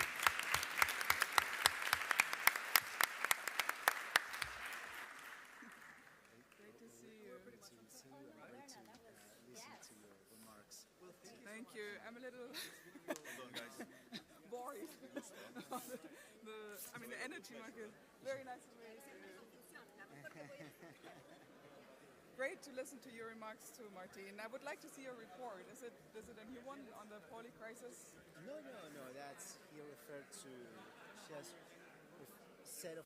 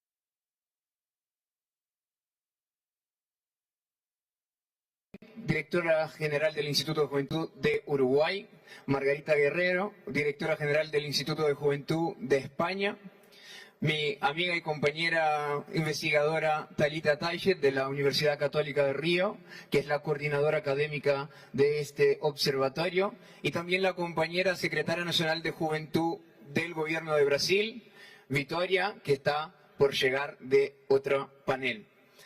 En este panel lo que nosotros vamos a hacer es presentar un poco los primeros resultados de esta iniciativa que nació de mandato mismo de los presidentes reunidos en Santiago de Chile el año pasado. Me gustaría empezar agradeciendo a la organización del GPM por ofrecernos este espacio para presentar estos primeros resultados, al equipo IJ que trabajó por este observatorio, a Gabriel, Leticia, Paul y Alan, y también a las coordinadoras académicas del observatorio, las profesoras Talita y la profesora Eliani, que no pudo venir. También al Ministerio de Educación de Brasil, fondos a través de los cuales pudimos organizar esta investigación. Les cuento entonces una pequeña historia para empezar. El año pasado nosotros estábamos en Santiago de Chile y convocamos en paralelo a la cumbre de presidentes una cumbre con las autoridades de juventud.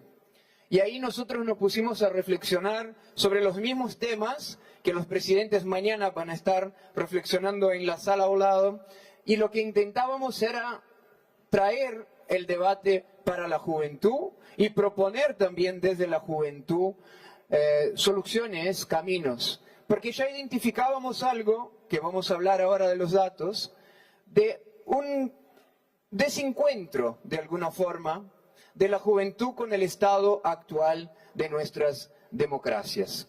Y en este mismo encuentro, ahí reunidos en Santiago de Chile, fuimos sorprendidos por los presidentes mismos que nos entregaron un mandato en su declaración al Organismo Internacional de Juventud para Iberoamérica.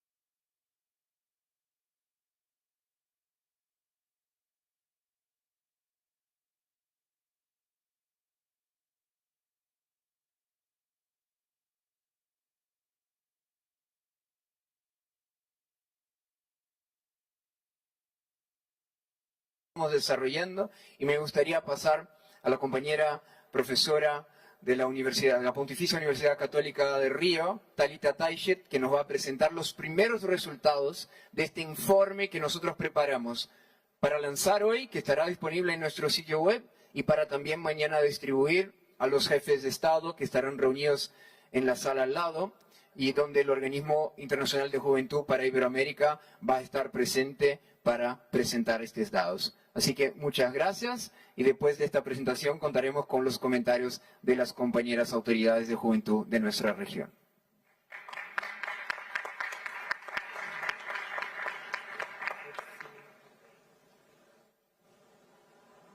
Hola, buenas tardes. Bien, buenas tardes. Es un gusto estar acá, es un gusto compartir con ustedes, compartir los primeros resultados de este informe que creo que está circulando acá en este espacio en el día de hoy, en portugués y en español. Y antes de empezar la presentación, yo creo que es importante decir que este primer informe es parte de un gran esfuerzo colectivo de varias personas de varios países que desde principios del año están trabajando en conjunto en seminarios, reuniones, espacios colectivos para reflexionar sobre ese tema, pero no solamente para tener una visión pesimista, que hoy día creo que ocupa mucho del sentido común en los análisis políticos respecto al ascenso del extremismo, sino pensar cómo las juventudes también son las más capaces de responder a los desafíos contemporáneos y de generar respuestas a la situación que vivimos hoy día, que es parte de la razón, de una de las razones por las cuales estamos acá. Entonces, en este informe, ¿cómo es que estamos pensando la relación entre juventud, extremismo y democracia? Como decía Alexandre en el principio de la presentación, hoy día vivimos una situación ambivalente en las juventudes, ¿cierto? Entonces, lo que vivimos y lo que vemos por los datos de Latino Barómetro es que hay en alguna medida una desafección de las juventudes con la democracia, con lo que es la democracia y en especial con los vínculos y cómo perciben la relación con las instituciones de la democracia en el día de hoy. Pero aún así, aunque hay una caída, como ha sido mencionado, del apoyo a la democracia, lo que percibimos es que los jóvenes, en su mayoría, todavía creen en el espacio latinoamericano que la democracia es el sistema más apropiado del gobierno. Lo que sí hay es una insatisfacción con su funcionamiento. Entonces, ¿cuáles son las razones por detrás de esta insatisfacción con su funcionamiento? En un esfuerzo de pensar algunas de las razones, nosotros pensamos en algunas cuestiones claves que tienen que ver con la cuestión de las transformaciones en el mundo del trabajo y con las crisis cíclicas del capitalismo y con las respuestas del capitalismo, como mencionaba Alexandre, a la crisis de 2018, en especial en lo que tiene que ver con el aprofundamiento de las desigualdades. Después, con lo que tiene que ver con el acceso a la vivienda, con el derecho a la ciudad, con el derecho a vivir la ciudad de modo colectivo. Luego, la cuestión fundamental que tiene que ver con el ambiente digital y con lo que el ambiente digital genera, y luego la gran discusión de la salud mental, que Alexandre ha mencionado, una de las producciones de Ofelia, que también ha lanzado un documental discutiendo esta cuestión en las juventudes. Entonces, ¿qué estamos pensando cuando estamos pensando en el extremismo hoy día, cierto? Estamos pensando en la normalización y en un proceso de mainstreaming de ideas, discursos, políticas extremistas que están desafiando las democracias, pero que también tienen un discurso de exclusión que va a se adaptar a distintos contextos nacionales. Esos discursos pueden ser en temas de igualdad de género, de migración y de distintos derechos que hoy día están en juego. Y lo que nos preocupa es pensar cómo estos límites están a todo momento siendo desafiados, ¿cierto?, por las fuerzas de ultraderecha.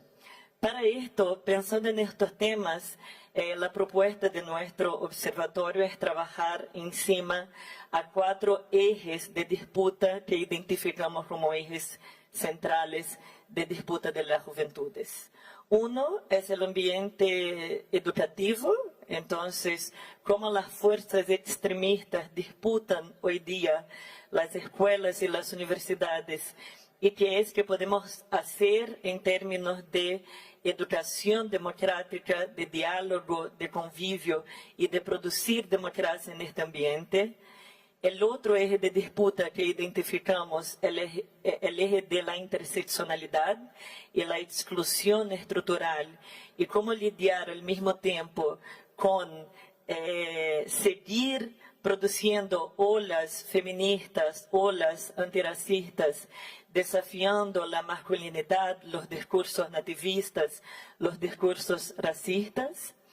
Finalmente, la discusión que tenemos de memoria y disputas por el pasado en un contexto de tremenda nostalgia autoritaria que las fuerzas extremistas reviven y el espacio privilegiado de disputa de la juventud, esta nueva esfera pública que es el entorno digital. Entonces, nuestro argumento y nuestra línea de trabajo pensando en estos 4 ejes de disputa no es pensar las juventudes como un problema, pero pensar las juventudes como sujetos de derecho y productoras de la democracia. Y es en este sentido que vemos un conjunto de experiencias en los últimos años que nos dan insumos y nos dan reflexiones importantes para pensar eso y cómo hacer un tipo de articulación que no es un tipo de articulación que ocurre solamente en la calle, solamente en las instituciones, pero que articula espacios societales donde se genera conocimiento, se produce conocimiento y se responde con capacidad analítica, política y social a los desafíos que se imponen en la contemporaneidad. Por eso terminamos nuestra presentación en nuestro observatorio, como ustedes pueden ver en el informe, con un conjunto de recomendaciones que tienen que ver con, en base a este diagnóstico que tenemos, cuáles son las recomendaciones que tienen que ver con disputar este espacio, proponer buenas prácticas y construir democracia.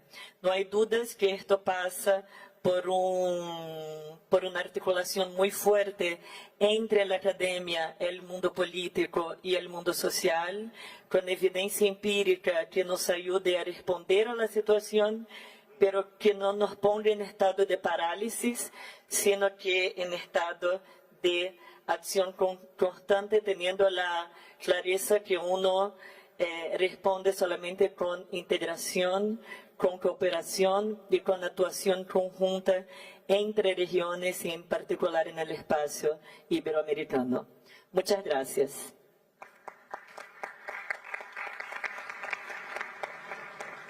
En síntesis, lo que nuestro primer relatorio apunta es que la relación entre la juventud y la democracia no refleja una crisis de valores, sino que una crisis de legitimidad y pertenencia institucional. Y eso requiere de nosotros no solo una acción individual junto a la juventud, sino también acciones estructurales de cambio de la misma democracia que ofrecemos a nuestros jóvenes y nuestras jóvenes. Me gustaría empezar ahora un primer comentario, pedirle que la directora del INJUVE de España, Margarita Guerrero, nos comente un poco cuál es el desafío de las políticas públicas de juventud frente a este diagnóstico. considerando sus límites y sus posibilidades. Hola. Muy buenas tardes a todos y todas. Gracias, compañeros, por el trabajo. Empezaría resumiéndolo en un titular que es: sin vivienda no hay democracia. Yo creo que estamos ante uno de los retos más grandes de nuestro tiempo, en tanto que las generaciones más jóvenes están retrasando sus hitos de emancipación más allá de la juventud, y quienes acceden a la vivienda siendo joven lo hacen en condiciones extremadamente precarias, alquilando habitaciones, por poner un ejemplo, en el caso español, y esto también ha llevado consigo no solo el retraso de la emancipación, sino también la posibilidad de pensar los proyectos de vida. Y en ese sentido también hay que situar estos datos que nos ponéis sobre la mesa, con esta necesidad de interpelar a las juventudes desde otro lugar, que no sea estigmatizándolas porque efectivamente la desafección viene por estas causas materiales, socioeconómicas. También hacer la consideración de que esta desafección no es propia únicamente de las personas jóvenes, que se está produciendo en el resto de la población, y que estos desafíos, el otro elemento que para nosotras es fundamental y que consideramos importante trasladarlo a este foro, es que estamos ante desafíos de ámbito global. Ha situado muy bien la coordenada de los entornos digitales o tecnológicos, sin los que hoy no es posible pensar la construcción de las identidades de las propias personas jóvenes, los ámbitos de socialización. Allí ocurren muchas cuestiones importantes para la socialización de las personas jóvenes, incluso también para la organización o para la reimaginación democrática. Y esto también exige gobernanzas globales, y precisamente en este foro creo que tenemos que situar esta coordenada. Y el otro elemento que situaríamos es cómo estas cuestiones de desigualdad manifiesta están golpeando especialmente a las personas jóvenes, pero cómo estas personas jóvenes están reaccionando también poniendo sobre la mesa soluciones imaginativas cuando las instituciones generan oportunidades. Y en ese sentido, por supuesto, consideramos que este espacio, el Grupo de Trabajo de Juventud y Democracia y el Observatorio frente a los extremismos, son muy buenas prácticas para trabajar en el ámbito iberoamericano, y nosotras en el caso de España trabajamos construyendo políticas públicas para las personas jóvenes desde el propio Ministerio de Juventud y el Instituto, con dos ideas muy claras. La primera es que se construya con evidencia científica, y la segunda, que no puede ser construida sin la participación protagónica de las personas jóvenes. Y en este caso aquí están las compañeras del Consejo de la Juventud de España. Otra coordenada que habéis situado también muy bien en este informe, y miro también a las compañeras del comisionado para la celebración de 50 años de España en libertad, es cómo no podemos pedirle una adhesión ciega a las personas jóvenes en la democracia, casi como una cuestión dogmática, si no entendemos que hay generaciones que ya nacieron con una cantidad de derechos y a las que les toca pensar cómo conquistar nuevos derechos, al mismo tiempo que reivindicamos que la memoria democrática es una herramienta para construir democracias sólidas en el presente, pero sobre todo para que seamos capaces, y con esto quiero concluir, de imaginar proyectos esperanzadores y movilizadores, capaz de interpelar a amplias capas de la sociedad que ahora mismo están viendo que la internacional reaccionaria le está ofreciendo una certeza reaccionaria de volver a un pasado nostálgico, como si el pasado fuese un lugar al que se puede volver. Y no es así, ¿no? Entonces, estas cuestiones creo que nos convocan en una conversación bastante amplia. Herramientas tenemos muchas, creo que tenemos que optimizar todavía mucho más, y que los países del espacio iberoamericano sigamos construyendo. Nosotros ahí tenemos la oportunidad próximamente de vernos en Zamora, también en la Conferencia Ministerial de Juventud e Infancia, el espacio iberoamericano, donde necesitamos seguir avanzando en cuál es la agenda programática de implementación de estas políticas públicas que cambien las vidas de las personas jóvenes, porque en tanto no resolvamos estas cuestiones, que por cierto están integrando agendas muy interesantes en relación a la cuestión de la crisis climática, los feminismos, las intersecciones, la agenda antirracista, la agenda LGTBIQ+, quiero decir, todas estas agendas realmente vienen a revitalizar la democracia. Si somos capaces de incorporar esas demandas de forma efectiva en la construcción de políticas públicas y hacerlo con las personas jóvenes, estaremos interpelándolas para construir mejores democracias y mejores horizontes esperanzadores. Gracias. Muchas gracias. Muchas gracias, Margarida. Vitória, agora todos vamos fazer um exercício do espaço iberoamericano, que é bilíngue, entonces vamos a escuchar um pouco em português também. E eu gostaria de te perguntar, Vitória, quais você acha que são os principais obstáculos da emancipação da juventude na realidade do Brasil, das periferias brasileiras, e como isso se conecta com a percepção da democracia no nosso país, no Brasil? Oi. Boa tarde a todo mundo. Antes, queria saudar, né, a OIJ, em nome do secretário-geral, Alexandre Pupo, toda a companheirada que constrói esse trabalho tão importante. Vou tentar falar pausadamente, para que todo mundo consiga entender pelo menos um pouquinho. Gostaria de saudar a Thalita pela coordenação do observatório, as companheiras também, Eugênia e Margarida, aqui da mesa. Acho que muito importante, né, essa iniciativa. A gente do Brasil, a gente estava até conversando hoje um pouco mais cedo, chegamos ontem aqui, conversamos com algumas organizações de juventude, né, que atuam aqui, e algo que é comum, né, na juventude brasileira, na juventude daqui, acredito ser também um desafio global, que é a confiança nas instituições. A extrema-direita, no Brasil, construiu uma narrativa de combate ao sistema. Mas um sistema, né, numa percepção ampla, que a gente não conseguia enxergar, concretizar, e de que, ao final, o que a direita queria fazer era combater o sistema que produz política pública, o Estado, os funcionários públicos.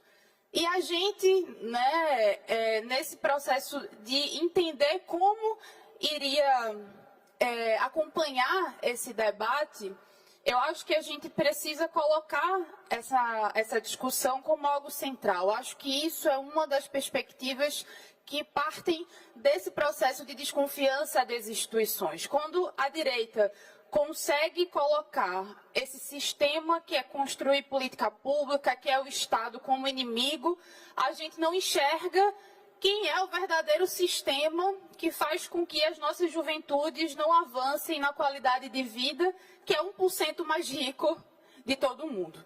Então, eu acho que o principal desafio para que a gente possa avançar é reverter essa narrativa, falar de fato qual é o sistema que impede que as nossas juventudes tenham uma vida melhor e que essas instituições que a gente tem o papel e o dever de fortalecer estejam mais presentes nos territórios, nas periferias, colocando essas políticas lá, para o povo. E que a gente possa, que eu acho que é um outro desafio nosso, comunicar melhor.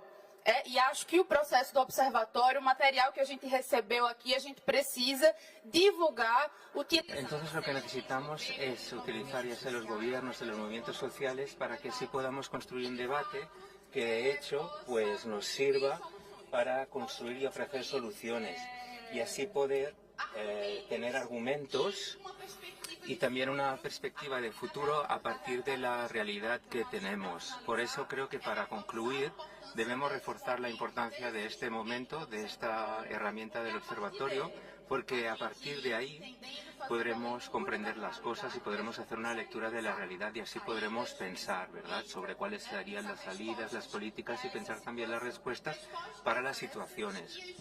Respuestas que, bueno, la juventud ya está construyendo a partir de las movilizaciones. El observatorio ya es en sí misma una respuesta, así que creo que observar esas experiencias y también tener la esperanza que la juventud esté atenta y pueda organizarse precisamente para encarar un poco y enfrentarse al sistema que es el de este 1%, que son los más ricos y que también están controlando todos estos sistemas de poder que hacen que la gente no avance. Y también tenemos que decir, ¿no?, que es el enemigo. Tenemos que hablar de la importancia que tiene todo ello y por lo tanto es genial que Brasil esté aquí participando en esta sesión. Segunda vez que aparece la idea de esperanzar. Yo creo que vamos por un buen camino cuando se utiliza este verbo y reimaginar esta democracia, ¿no? Reponer qué es el sistema, qué es el antisistémico y comprender que el ataque al Estado y a sus políticas públicas también mina la capacidad de respuesta a este nuevo momento. Lo que necesitamos es de más institucionalidad, de más presencia en el territorio, de más políticas públicas para poder generar este proceso virtuoso de reimaginar una nueva democracia. Compañera Eugenia, directora del Instituto de Juventud de Uruguay, ¿cómo desde el Estado podemos fortalecer la organización juvenil y disputar esta conciencia democrática de la juventud? ¿Cómo el tema de la memoria democrática y de la lucha contra las dictaduras en la región puede conectar también la juventud a la democracia? Bueno, buenas tardes a todos y todas. Yo voy a hablar en español, pero en un ejercicio de integración leí el documento en portugués, así que, bueno, miti.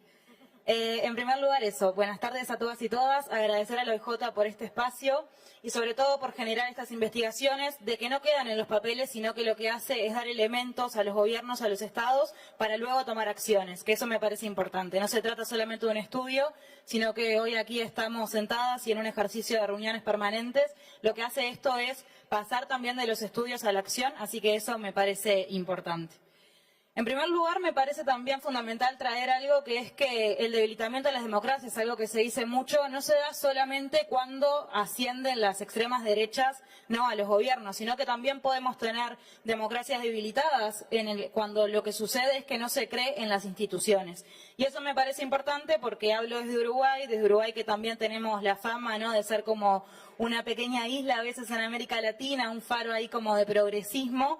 Y en ese sentido, nuestras democracias también tenemos que repensarlas y pensar que no solamente por la ausencia de una extrema derecha no se encuentran debilitadas, sino que el debilitamiento también viene cuando no hay confianza en las instituciones. En ese sentido, sobre la pregunta de cómo hacemos desde el Estado entonces para recuperar la confianza en el Estado y en la política y en la participación, el documento y la investigación trae algo que dice que algo así como que la relación entre las juventudes y la democracia no refleja una crisis de valores, sino una crisis, que lo traía Pupo también, de legitimidad y pertenencia a las instituciones. Y acá nosotros tenemos una responsabilidad grandísima en nuestros lugares, desde nuestros organismos de juventud, que es cómo hacemos para recuperar esa confianza. Y lo primero es de donde nos toca la coherencia entre lo que decimos y lo que hacemos, y cómo gestionamos y proyectamos la felicidad humana. Nosotros tenemos un problema que se traía acá en el diagnóstico, que es que muchas veces los jóvenes no creen en las instituciones porque creen que no se resuelven los problemas cotidianos, entonces surgen otras organizaciones que lo que hacen es proponer, como dice el documento y la investigación muy bien, respuestas simplistas ante problemas que son complejos, pero que a veces parece que desde las instituciones no podemos resolver esos problemas. Entonces, en primer lugar, para gestionar y para poder generar ese espacio de confianza, tenemos que poder generar políticas que dialoguen con los problemas reales y concretos que enfrentan las juventudes, y eso implica generar políticas sobre problemas como el acceso al empleo digno, a la vivienda, a la crisis climática, y poder traducir todo esto, porque muchas veces hablamos de los problemas de comunicación que tenemos desde los gobiernos en que hacemos mucho, pero muchas veces también tenemos que pensar que quizás a veces comunicamos, pero que lo que estamos haciendo no responde necesariamente a las necesidades que tiene nuestra gente. Entonces, para recuperar la confianza, lo que tenemos que hacer es que la gente crea en las instituciones, y para que crea tiene que sentir que se está modificando su realidad de alguna manera.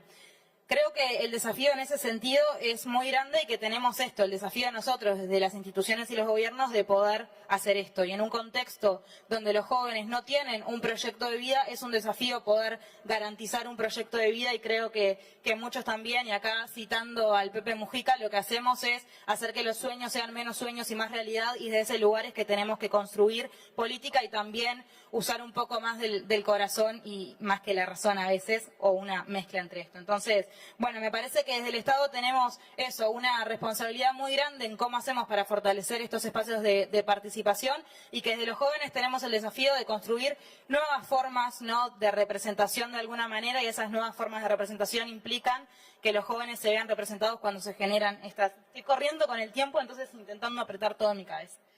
Sobre la segunda pregunta con el tema de la memoria democrática, sin duda que nos enfrentamos en un momento, en un contexto donde están creciendo los discursos negacionistas, Y tenemos una responsabilidad enorme porque además somos generaciones, en el caso de Uruguay, donde la restauración democrática se dio en 1985 y en ese sentido todos los jóvenes crecieron bajo gobiernos democráticos.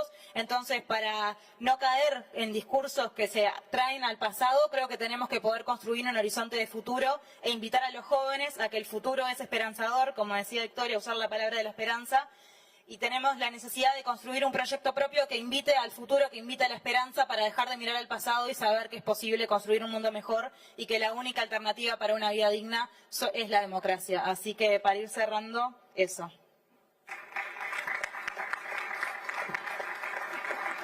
Muchas gracias.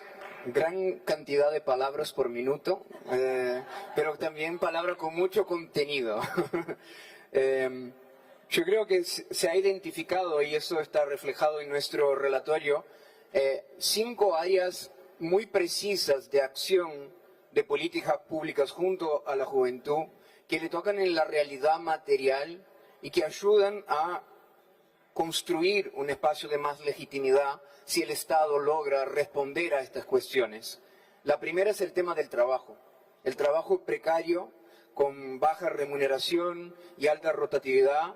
Este es el mercado del trabajo donde nuestra juventud está puesta hoy. Un trabajo precario. ¿Cómo pensamos en políticas públicas a responder a esta precariedad del mercado laboral? La segunda, que también es un tema que nosotros estamos trabajando desde el OIJ, es el tema de la salud mental. La presión sobre la salud mental y una generación que por primera vez habla de su propia salud mental y pide políticas y comprende que este es un problema donde el Estado tiene que tener un rol más fuerte. El tercer, un tema muy fuerte aquí en España, algo que me sorprendí mucho desde que llegué para vivir en este país, el tema de la vivienda y el acceso a la vivienda como un elemento central para garantizar la emancipación. No queremos que la gente sea joven para siempre, queremos que la gente pueda independizarse y emanciparse, y para eso el tema de la vivienda es esencial. Cuarto, el tema de la inseguridad climática y de la acción climática. Altísimos niveles de interés y preocupación por parte de la juventud con la agenda climática. No es un tema lateral, no es un tema de las ONGs verdes, es un tema que le toca directamente a esta generación. Bueno, a todos nos, pero con especial interés de los jóvenes. Y por último, el tema más desafiador del momento, del entorno digital, cada vez más polarizado, generando espacios de amplificación del odio, del discurso del odio, de los extremismos, y la respuesta fácil que presenta a los y las jóvenes todo el tiempo en sus manos. A diferencia de nosotros que intentamos con políticas públicas llegar a los jóvenes, el ambiente, el entorno digital polarizado les ofrece directamente y todo el tiempo, a todo tiempo, estas respuestas fáciles que llevan muchas veces a la polarización. Aquí hay una agenda de pensar y de trabajar propuestas de políticas públicas en estos 5 temas tan esenciales para garantizar a los jóvenes el derecho de imaginar sus propias democracias y sus propias sociedades. Me gustaría pasar también a Talita para hacer un comentario final antes de una última ronda de comentarios. Discutir un poco también los límites de esta democracia liberal que nosotros recibimos. Una democracia que no ha logrado responder ni a los desafíos económicos después de la crisis de 2008, y que, como vemos aquí con estos desafíos de nuestra juventud, no ha ofrecido a esta generación de jóvenes caminos para defenderla. ¿Cómo defender algo que no te entrega el más básico y el mínimo? ¿Cómo defender algo que tú no participaste en la lucha para construir? Porque también nos toca hoy una generación que no fue la generación que luchó por la democracia de nuestros países, algo que pasó ya hace más de 30, 40, 50 años en nuestra región. Entonces, un desafío también de reimaginar la democracia, no básicamente defender el régimen que tenemos, sino que ir por más. Con estos comentarios le paso a Talita para algunos comentarios finales antes de una ronda de despedida de nuestras compañeras.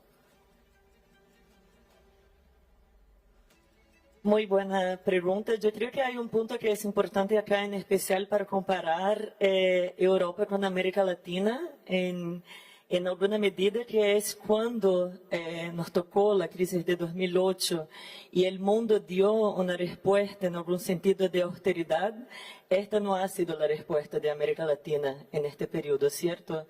Entonces, lo que América Latina hizo en este tiempo fue una respuesta de igualdad, y de cómo generar políticas de igualdad, cómo generar políticas que nos ayuden a resolver y atacar el principal problema de nuestra región, que son los altos niveles de desigualdad social y económica.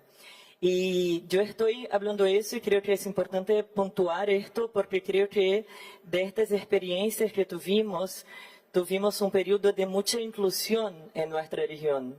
Desde nuestras transiciones a la democracia, América Latina nunca en su historia había generado tanta inclusión y tanta igualdad desde sus procesos de independencia. Y creo que ese es un punto importante, porque no se puede pensar en el ascenso de fuerzas extremistas sin pensar que su ascenso también está relacionado en alguna medida a su fracaso y a la capacidad que tuvimos de derrotar proyectos autoritarios en un primer momento, de derrotar proyectos de exclusión en un otro momento. Y creo que parte de la discusión que tenemos hoy es porque es justo este proyecto, con todos sus límites, cuestiones y desafíos, que está puesto en jaque por el ascenso de estas fuerzas extremistas. Y digo esto porque no tenemos que pensar el extremismo como algo vacío, ¿cierto? O sea, que es el extremismo no solamente desafiando límites de las democracias liberales, separación de poderes, Estado de Derecho, sino como un proyecto político profundamente anti-igualitario en todos sus sentidos. Entonces, si tenemos que recuperar una discusión institucional, esto pasa por recuperar la capacidad de nuestras instituciones de generar igualdad y de seguir avanzando en derechos a todas las personas en su variedad, en su pluralidad y en su diversidad. Un observatorio observa. Y la última pregunta que dejo para cada una muy rápido comentar es: ¿qué queremos que observemos en la próxima etapa del observatorio? A mí lo que interesa es pensar cuáles son los mecanismos que llevan los jóvenes expuestos en las redes a radicalizarse. Esta es lo que yo respondería a esta pregunta que yo mismo estoy poniendo. Muy rápido, Eugenia, ¿qué quiere que el observatorio observe? Un segundo me diste para... Creo que esto que vos traías de cómo hacemos o qué espacios damos para reimaginar las democracias, cómo repensamos los espacios de participación, si los espacios de participación que están dados invitan a esto, y cómo hacemos para aquellos jóvenes de que hoy no se sienten parte de un proyecto democrático, y los traemos para este lado, porque creo que la cuestión también es cómo ampliamos nuestras filas. Entonces, creo que lo que tenemos que hacer es pensar qué sucede con esos jóvenes que hoy no se sienten invitados a construir este proyecto, y pensar cómo construimos juntos estas democracias. Perfecto. Margarita, ¿qué quiere que el observatorio observe? Pues hay una cuestión que no he mencionado en la primera ronda, y tiene que ver con que existe una brecha de género en la generación joven. Creo que es fundamental profundizar en esto, porque está siendo instrumentalizado el malestar de generalmente los hombres jóvenes que no están encontrando su lugar. Si lo sumamos con la coordenada del entorno digital, esto es una tormenta perfecta, y en ese sentido pues también poner a disposición los datos del propio Observatorio de Juventud en España, que lleva 40 años arrojando evidencia ahí, y que creo que es fundamental para reforzar las alianzas y también para interpelar y generar esas nuevas propuestas de las que hablábamos, tanto para las mujeres jóvenes como para los hombres jóvenes, para que también ellos sientan que en la democracia que queremos construir hay un espacio para ellos. Y yo sé que esto a veces suena polémico, pero incluso lo que decía mi compañera Eugenia, generar también esos espacios donde podamos hablar de lo que es incómodo o de lo que no está muy claro, lo que me genera duda y lo que muchas veces, si se dice en público, puede obtener generar cierta controversia. Necesitamos generar esos espacios y la cuestión de la memoria democrática creo que también es otro eje fundamental. Gracias. Perfecto. Y por último, Victoria, ¿qué quiere que el observatorio observe? Eu queria reforçar. Bien, lo que me gustaría es hacer hincapié en la presentación de Margarida y creo que, a fin de cuentas, este es uno de los temas que realmente necesitamos profundizar e investigar más, que tiene que ver con la radicalización de la violencia contra las mujeres jóvenes. Para que las mujeres piensen en democracia, tienen que estar vivas de entrada. Necesitan tener espacio para poder hablar sobre su realidad. Esta es la realidad que hemos visto hoy, ¿verdad? Hemos visto un avance y en muchos sentidos, pero también un aumento de la violencia de género en Brasil.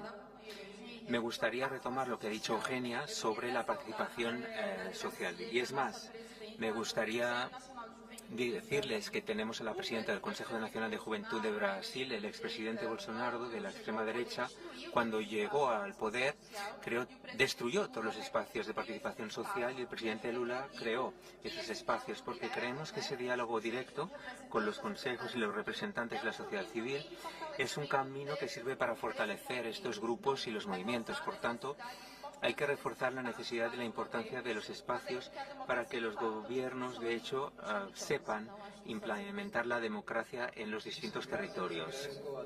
Pudieron participar con nosotros en esta primera sesión. Les invito a los jóvenes presentes que sigamos esta conversación en la sala Nelson Mandela, donde vamos a hacer la próxima sesión de trabajo de este observatorio ahorita, saliendo de aquí directamente para ahí.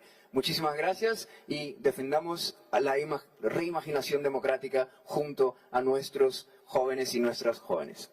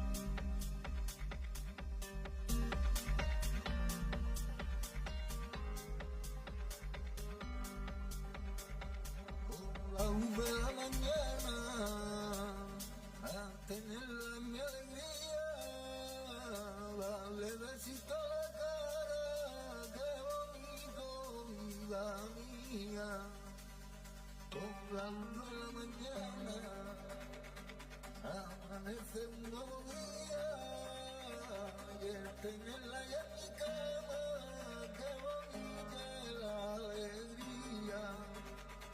Carmen te puso por nombre, te lo puso a ti tu madre, te lo puso a ti tu madre, porque le gustó a tu padre.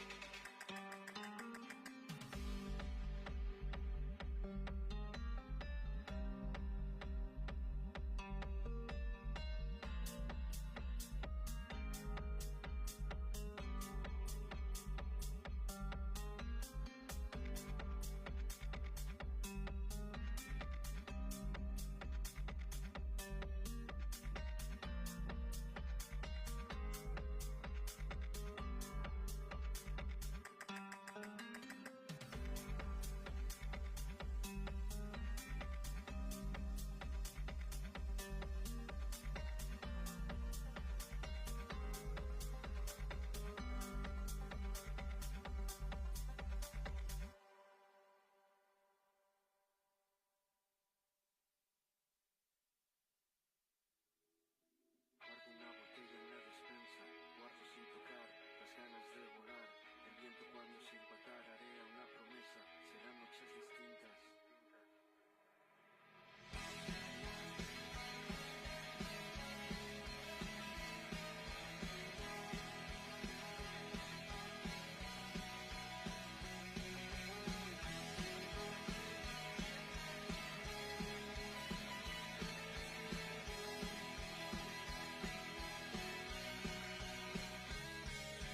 Dime si ahora saluda al vecino al pasar. Dime si ves una luz al final de ese túnel. ¿Sabes cómo se pronuncia la pena y el pan? Cuando sabe el vino a agua con sal. Cuando ves que nunca se acaba este lunes. Dime que te has acordado de guardar nuestras hazañas entre los cajones. Muchos cartones con los que montar. Fuertes y cabañas, tanques y murallas. Vuelve, que incendiaremos el mundo otra vez. Que incendiaremos el mundo otra vez. Nos volveremos a ver. Cuando salgamos del túnel, tumbando alguna pared. Para moverme en las nubes. Nos volveremos a ver. Cuando salgamos del túnel, tumbando alguna pared. Dime qué precio has pagado por tu libertad. Es la distancia a una cárcel, es noche y olvido.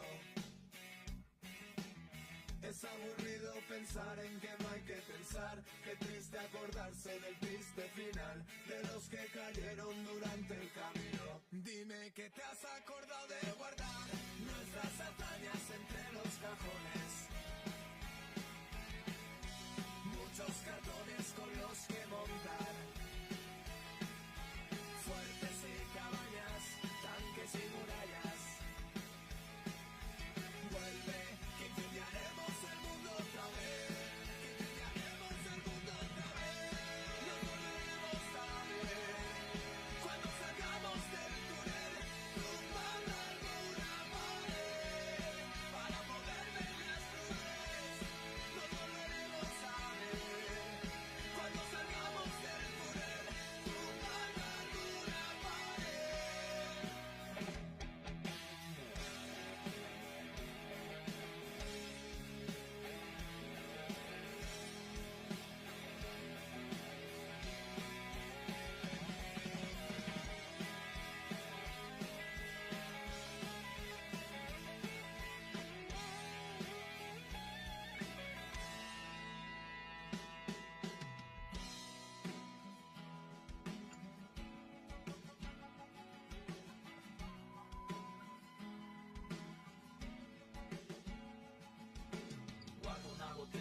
despensa, guardo sin tocar las ganas de volar.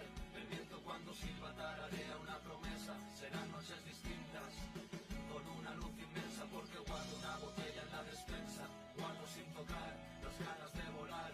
El viento cuando silba tararea una promesa, serán noches distintas. Incendiaremos el mundo otra vez.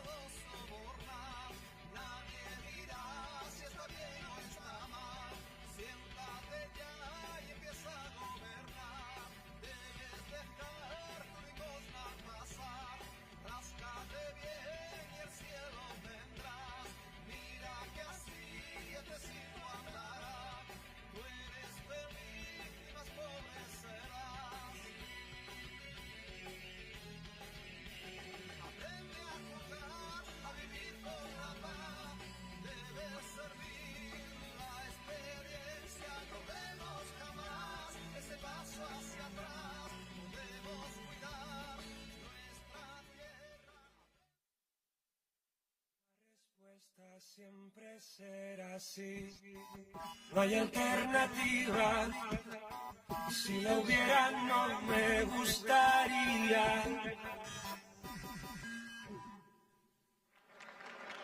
Mira la ciudad por la ventana de la cafetería y me dice que sonría.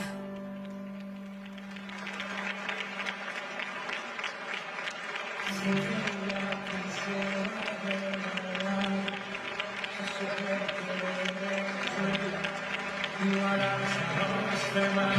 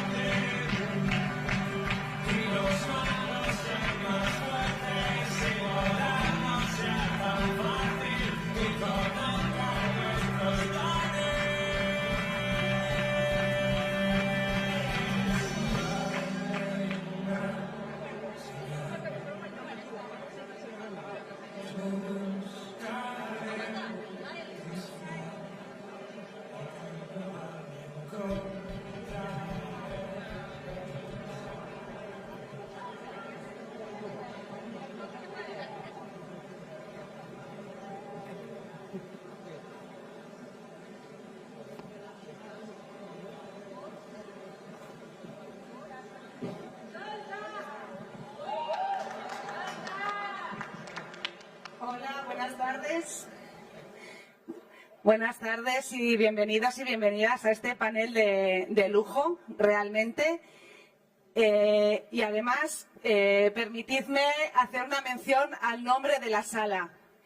Creo que estar además en la sala que lleva el nombre de Ernest Lluch, que tan importante fue no solo para los socialistas, sino para la igualdad, para el acceso universal a la salud y también para la paz, para la paz, para el diálogo.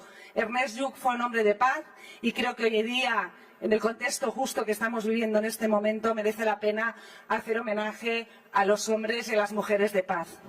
Y después de esto, quería daros la bienvenida a, como decía, un panel de lujo sobre uno de los temas que el tener a un presidente, a unos panelistas de tal nivel para hablar del acceso, de la acción global para garantizar el acceso a la justicia de todas las mujeres y las niñas.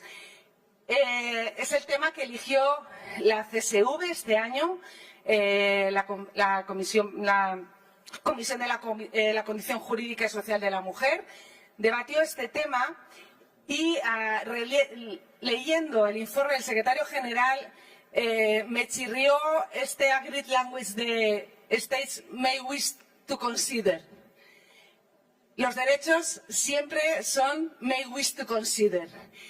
Y creo que en este foro, en estos 2 días, los socialistas, los progresistas del mundo estamos diciendo que no es may wish to consider, sino que el mundo o es justo, igualitario, sostenible o no será el mundo que queremos. Y por eso este panel, auspiciado por el PSOE, yo recuerdo Pablo Iglesias, puse la frase que decía que las mujeres necesitaban una doble emancipación porque sufrían una mayor esclavitud, lo que convertía la lucha de las mujeres en parte fundamental del socialismo, del progresismo. Y esto está en el core, ¿no?, de esta sesión. Leí una frase de Jean Lula da Silva en la COP30 que decía que la igualdad no pueden ser, los asuntos de mujeres no pueden ser un anexo de las declaraciones, tienen que estar en la esencia de la toma de decisiones. Y no puede haber progreso ni democracia sin que las mujeres tengan acceso y garantizado la justicia. Y de esto sabe nuestro primer interviniente, nuestro presidente Rodríguez Zapatero, un hombre de paz, un hombre de defensa por la igualdad, los derechos, la cooperación, Un presidente que hizo de nuestro país vanguardia en la defensa de la paz, de la igualdad, de hacer un país decente a través de la libertad y de la diversidad. Presidente, en este momento, hablando de justicia para las mujeres y las niñas, con una guerra, ¿qué nos cuentas? Debo agradecer la invitación a esta movilización global de los progresistas. Yo accedí al liderazgo político del Partido Socialista en el año 2000, justo cuando empezaba el siglo XXI. Y desde entonces he estado en activo casi siempre. Y debo decir que quizá esta sea la cumbre progresista internacional más importante de este siglo. Por la movilización, por la participación de más de 50 países, organizaciones, expertos, por el liderazgo. Y se produce en el momento más oportuno, donde nos vamos a decidir y nos estamos jugando qué siglo XXI queremos, después de estos primeros 25 años. Yo debo felicitar a los organizadores, al Partido Socialista, a todas las fundaciones, al Gobierno de España. No es casual que esta cumbre se celebre en Barcelona, en España, con un presidente y un gobierno que en estos momentos lidera internacionalmente el coraje, la determinación y los objetivos progresistas para la paz y la igualdad entre los ciudadanos de distintos países. Y debo decir, ¿qué nos enseñan estos 25 años? El siglo empezó, recordaremos, con los objetivos del año 2000 de Naciones Unidas. Era esperanzador. Por primera vez en la historia, todas las naciones del mundo, en la institución Naciones Unidas, aprobaban un programa común contra la pobreza, para reducir la desigualdad, para favorecer la igualdad de género, para llevar la salud al conjunto de las regiones, sobre todo las más desfavorecidas. Se dio lugar luego a los Objetivos del Desarrollo Sostenible del 2015. Cuando esa expectativa era tan favorable, los atentados de las Torres Gemelas, la guerra contra el terrorismo, las guerras en Oriente Medio, luego Ucrania, ahora la innombrable acción de Israel en Gaza y ahora en Irán nos han llevado a un camino preocupante, muy preocupante. Solo quiero añadir una reflexión para dejarla ahí como objetivo de la movilización progresista, que ha de ser en este momento determinante, valiente y ante todo unida.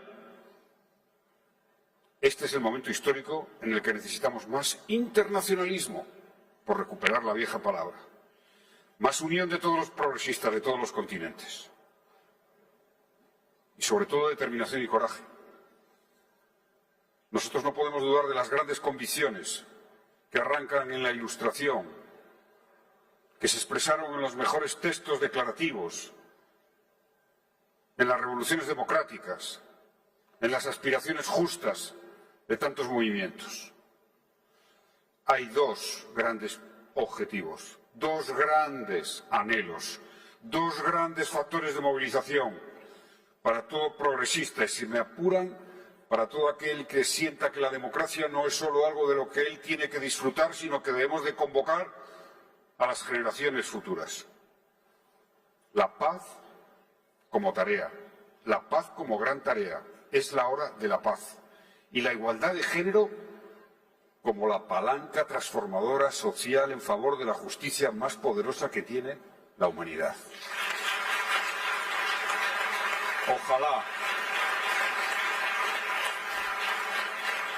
Ojalá podamos llegar a ese 2030 que renovamos los objetivos del 2015 y ojalá todos los progresistas llevemos una propuesta común.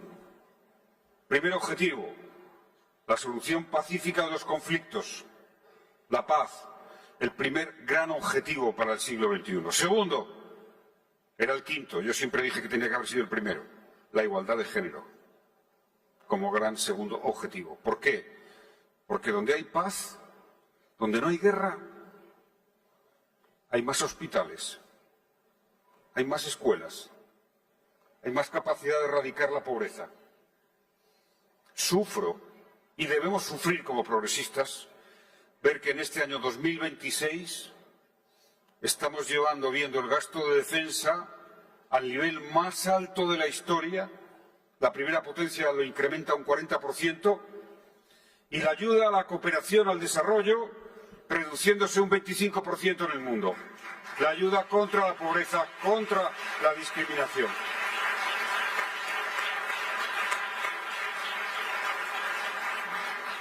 Esa es nuestra responsabilidad. No nos vamos a quejar de lo que hace la derecha. No. Los progresistas nunca ganamos quejándonos de lo que hace la derecha. Los progresistas ganamos convenciendo de nuestros valores y convicciones. Solamente esa convicción nos dice algo que nos enseña de la historia y del presente.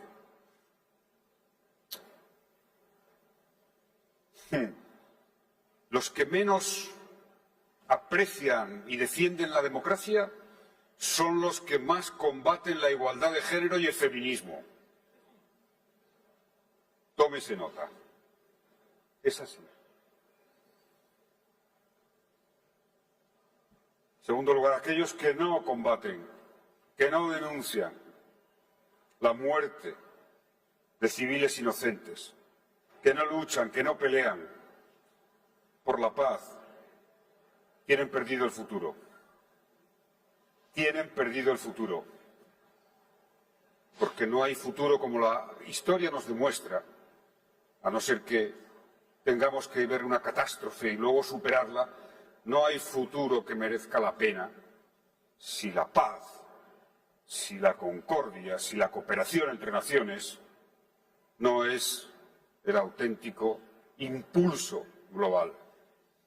Ni las banderas, ni las naciones, ni las razas, ni los idiomas son excusa para la guerra y para las guerras. Esa visión universal en Naciones Unidas, en la Declaración de los Derechos, en la Ilustración, en el conocimiento, en la cultura y en la ciencia, nos debe llevar a movilizarnos, como nunca, en nuestras generaciones, en las generaciones vivas. Como cuando luchábamos por la democracia, o por el fin de la guerra en Vietnam, o contra la guerra de Irak, más fuerte aún, ahora. Para eso estamos aquí, no para quejarnos, creo. Sí, el cambio más importante en la historia lo han protagonizado las mujeres. El cambio civilizatorio más importante, las mujeres. En España, las mujeres, cambiando la sociedad, cambiando España, haciéndola abierta, admirada, hoy como es. Por ello, si las mujeres lideran, conquistaremos la paz y reduciremos la guerra, la violencia y la fuerza. Pues venga, a liderar. Muchas gracias.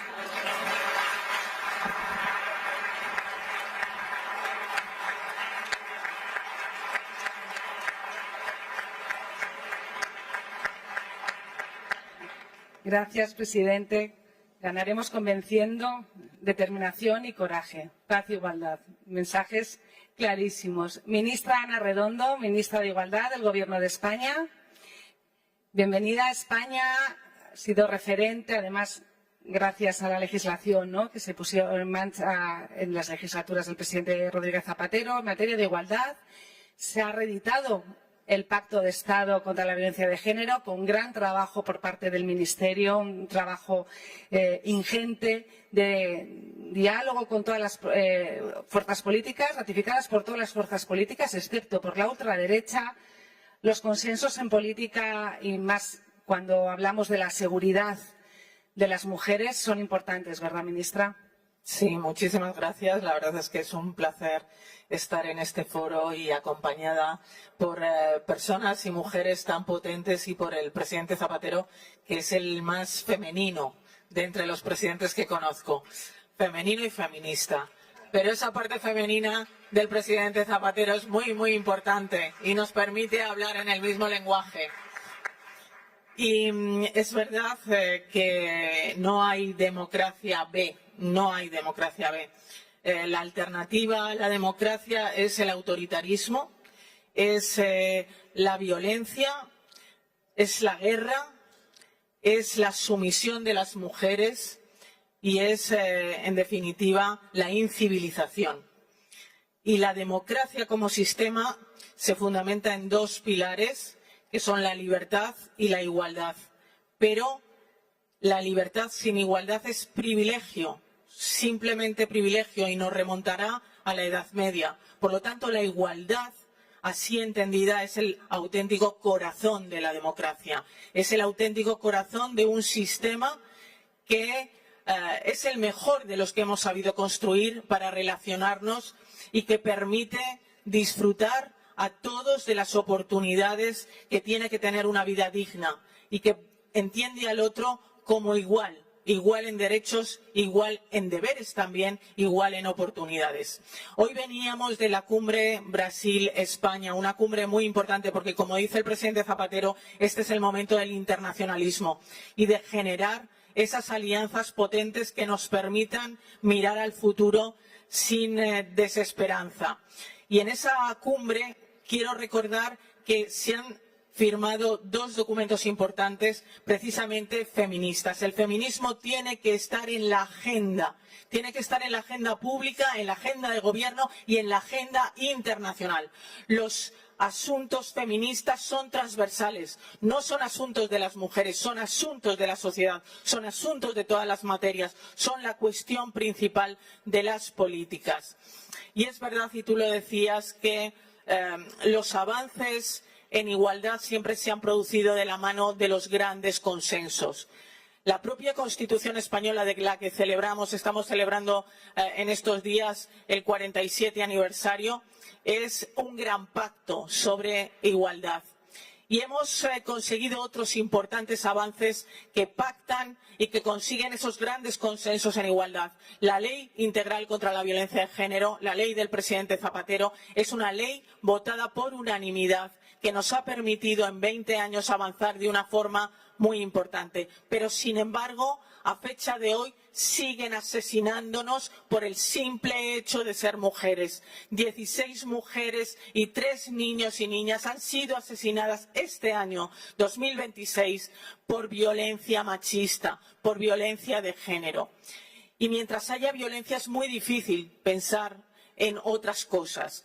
Mientras haya violencia tenemos que seguir luchando con todas nuestras fuerzas y todas nuestras capacidades contra la violencia de género.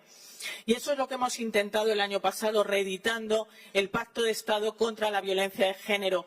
Porque, fijaros, todas las fuerzas políticas nos hemos puesto de acuerdo, salvo Vox, salvo la extrema derecha, porque la extrema derecha es el problema.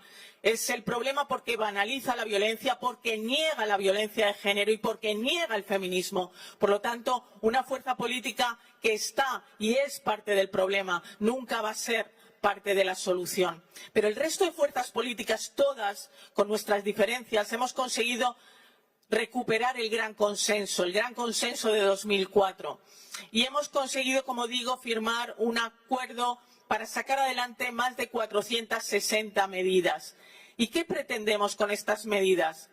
Pues hacer frente a nuevas violencias que están aflorando, porque el machismo, la imposición, la dominación, en definitiva la violencia, va mutando según se van sucediendo los años y las revoluciones, va mutando con la revolución digital.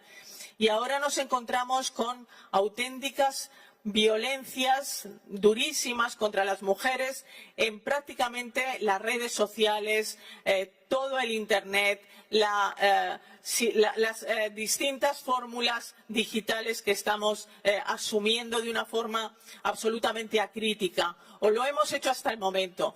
Y esas violencias digitales están afectando y están incidiendo fundamentalmente en los más jóvenes, en jóvenes que entienden que las relaciones con las mujeres no son relaciones equiparables, no son relaciones de igual a igual, y se están fijando y formando en la pornografía, una pornografía que es violenta, y frente a una educación afectivo-sexual que lamentablemente no es suficiente, las generaciones más jóvenes están asumiendo esa violencia de género para relacionarse con nosotras.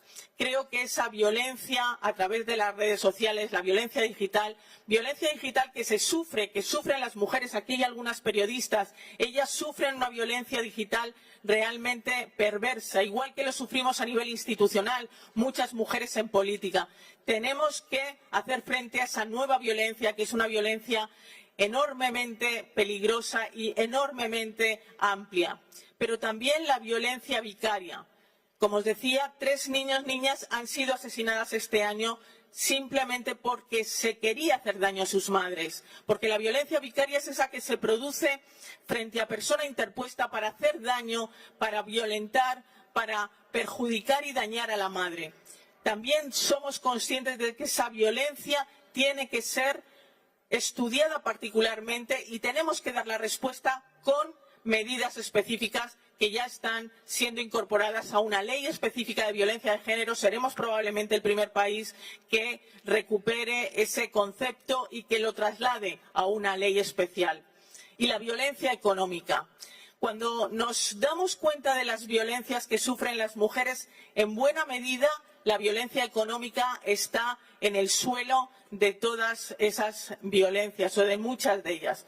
La violencia económica tiene que ser erradicada. Lo decía antes el presidente Zapatero. Ese quinto pilar es un pilar en el que tenemos que dar autonomía económica a las mujeres, que puedan desarrollar su propio proyecto de vida con total libertad y en dignidad y en igualdad. Por lo tanto, hemos hecho un gran acuerdo, ahora tenemos que desplegarlo y no solamente lo vamos a desplegar de manera nacional, con respuestas nacionales, sino queremos también explorar a través de nuestros socios a nivel internacional como Brasil, mañana estarán aquí México, estará Colombia, estará Paraguay y otros países. Vamos a explorar con ellos la posibilidad de una gran alianza feminista, porque necesitamos alianzas feministas que nos permitan trasladar esta idea de que un mundo mejor es posible, un mundo donde la justicia, donde la paz, donde la cooperación, donde la colaboración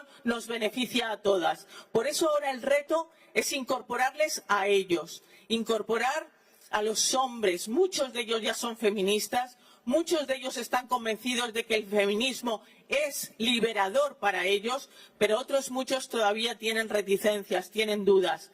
Tenemos que ser capaces de conquistar sus corazones. Tenemos que ser capaces también de incorporarles a esta lucha feminista que, como decía Carlota Bustelo, a la que hemos perdido el año pasado y a la que tanto echamos de menos, una de nuestras madres de la Constitución. Se habla mucho de los padres de la Constitución. Carlota es una madre de la Constitución. Como decía Carlota Bustelo, y con esto termino, la revolución feminista es la revolución más transformadora de la sociedad. Y con esa idea de transformación vamos a seguir caminando juntas, juntos y desde luego a nivel internacional con los países tantos que nos apoyan y que muchas veces nos enseñan y van por delante. Gracias. Gracias, ministra. A continuación, le doy la palabra a Ana María Archila. El feminismo transformador, el feminismo en la agenda política transformadora, recién incorporados al gobierno de la ciudad de Nueva York, la ciudad diversa por antonomasia, pero ¿cómo os afrontáis, cómo vais a trabajar la acción del gobierno de la ciudad de Nueva York con relación a la igualdad de hombres y mujeres, teniendo en cuenta la diversidad que hace la ciudad, ese lema, ¿no?, con el que habéis conquistado, habéis convencido, como decía el presidente Zapatero, a los neoyorquinos y neoyorquinas? Bienvenida, Ana María. Muchas gracias. Buenos días. Buenos días. Qué honor. Qué honor estar con ustedes aquí hoy. Yo vengo con un saludo caluroso del alcalde Zoran Mamdani a todos.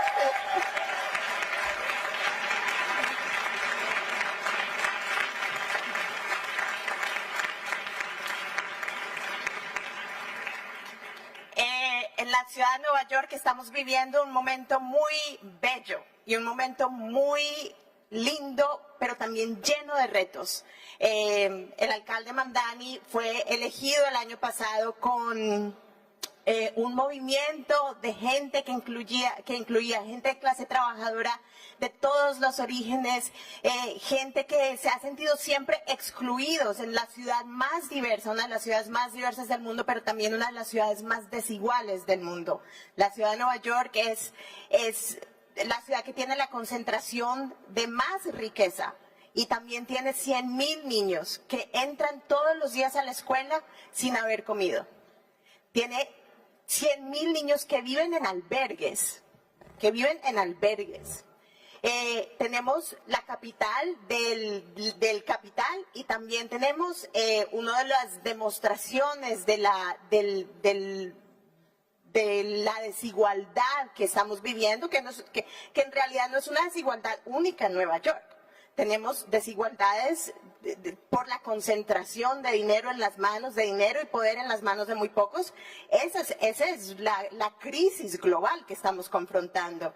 Y si no confrontamos esa crisis de la concentración del poder y del dinero en las manos de muy pocos, no vamos a poder realmente construir la paz, no vamos a poder alcanzar vidas dignas, no vamos a poder. Entonces, entramos al gobierno con un mandato de realmente tener los ojos muy claros, tener los pies muy aferrados a la tierra, muy aferrados a las experiencias reales, las experiencias diarias de los trabajadores, de las trabajadoras, de la gente de clase trabajadora en la ciudad, y tener los ojos plantados en un futuro que es posible si formamos alianzas, que sean alianzas materiales, políticas reales que nos permitan confrontar la crisis global de concentración de dinero y poder en las manos de muy pocos y la crisis tan permanente en la que siempre hemos vivido, que nunca hemos tenido un día que no sea una crisis de desigualdad de género, que es como nuestras sociedades se han construido. Obviamente en los Estados Unidos estamos en una situación política muy grave, con el movimiento de ultraderecha.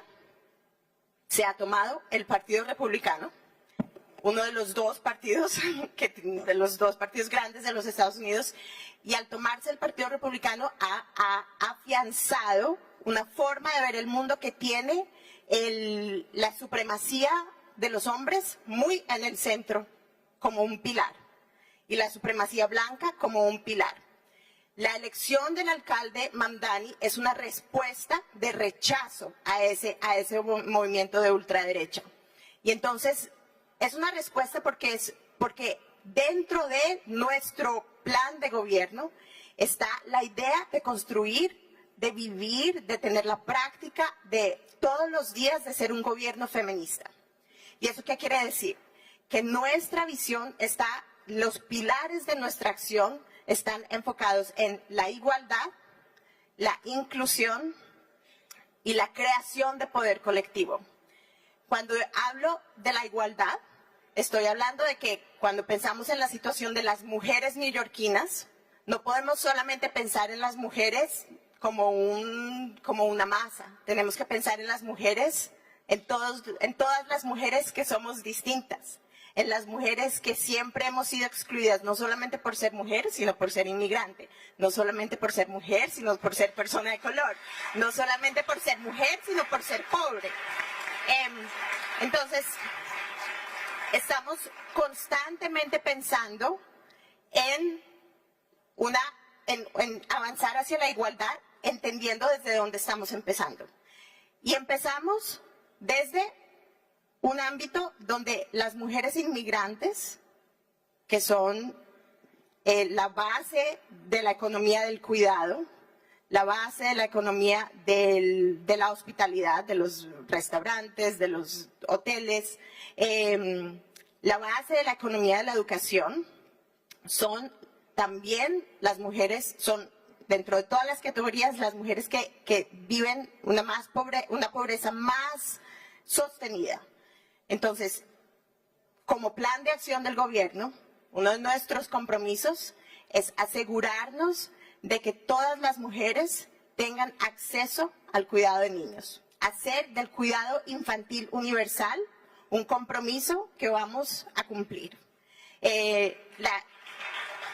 Porque no hay forma de pensar en una ciudad igual donde el cuidado de los hijos recae en las mujeres más pobres, que tienen los salarios más bajos, o en las mujeres que no van a recibir un salario por el cuidado de sus hijos. Entonces estamos buscando, como comprometidos a avanzar un proyecto que nos permita establecer un plan de cuidado infantil universal, porque la libertad económica es esencial para la igualdad. Estamos también comprometidos a lidiar con el tema de la vivienda, pensándolo también como un tema de género, que cuando vemos la población que está viviendo en los albergues, es sobre todo una población femenina, es sobre todo una población con niños, porque las presiones económicas de la desigualdad han desplazado sobre todo a las mujeres de clase trabajadora de las viviendas al alcance de todos. Entonces ese es un tema muy importante. Y todo el tiempo estamos pensando cómo asegurarnos de que las personas inmigrantes, las mujeres inmigrantes, estén incluidas en todos nuestros planes de trabajo. Quizá yo quiero cerrar regresando a mi propia experiencia.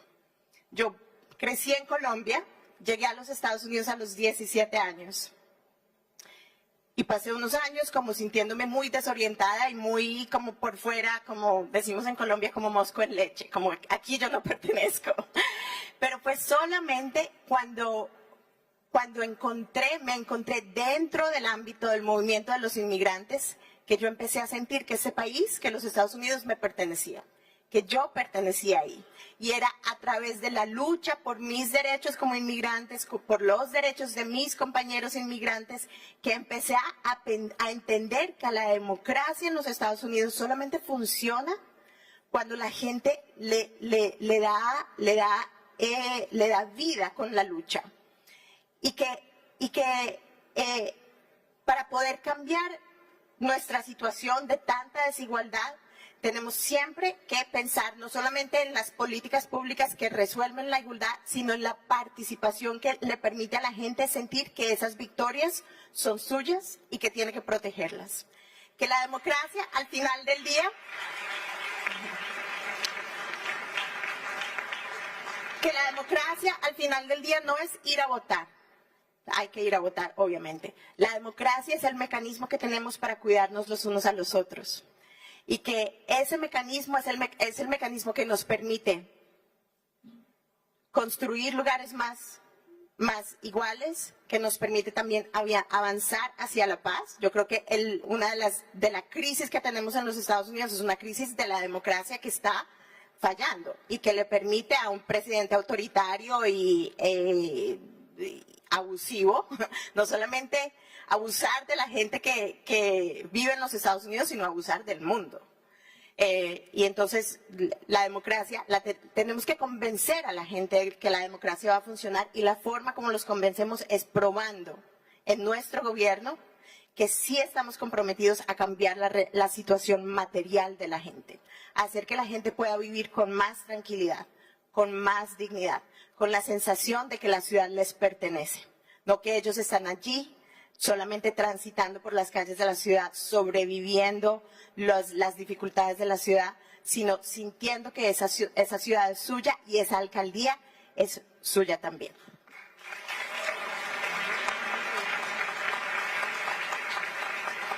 Muchísimas gracias. Muchísimas gracias, Ana María.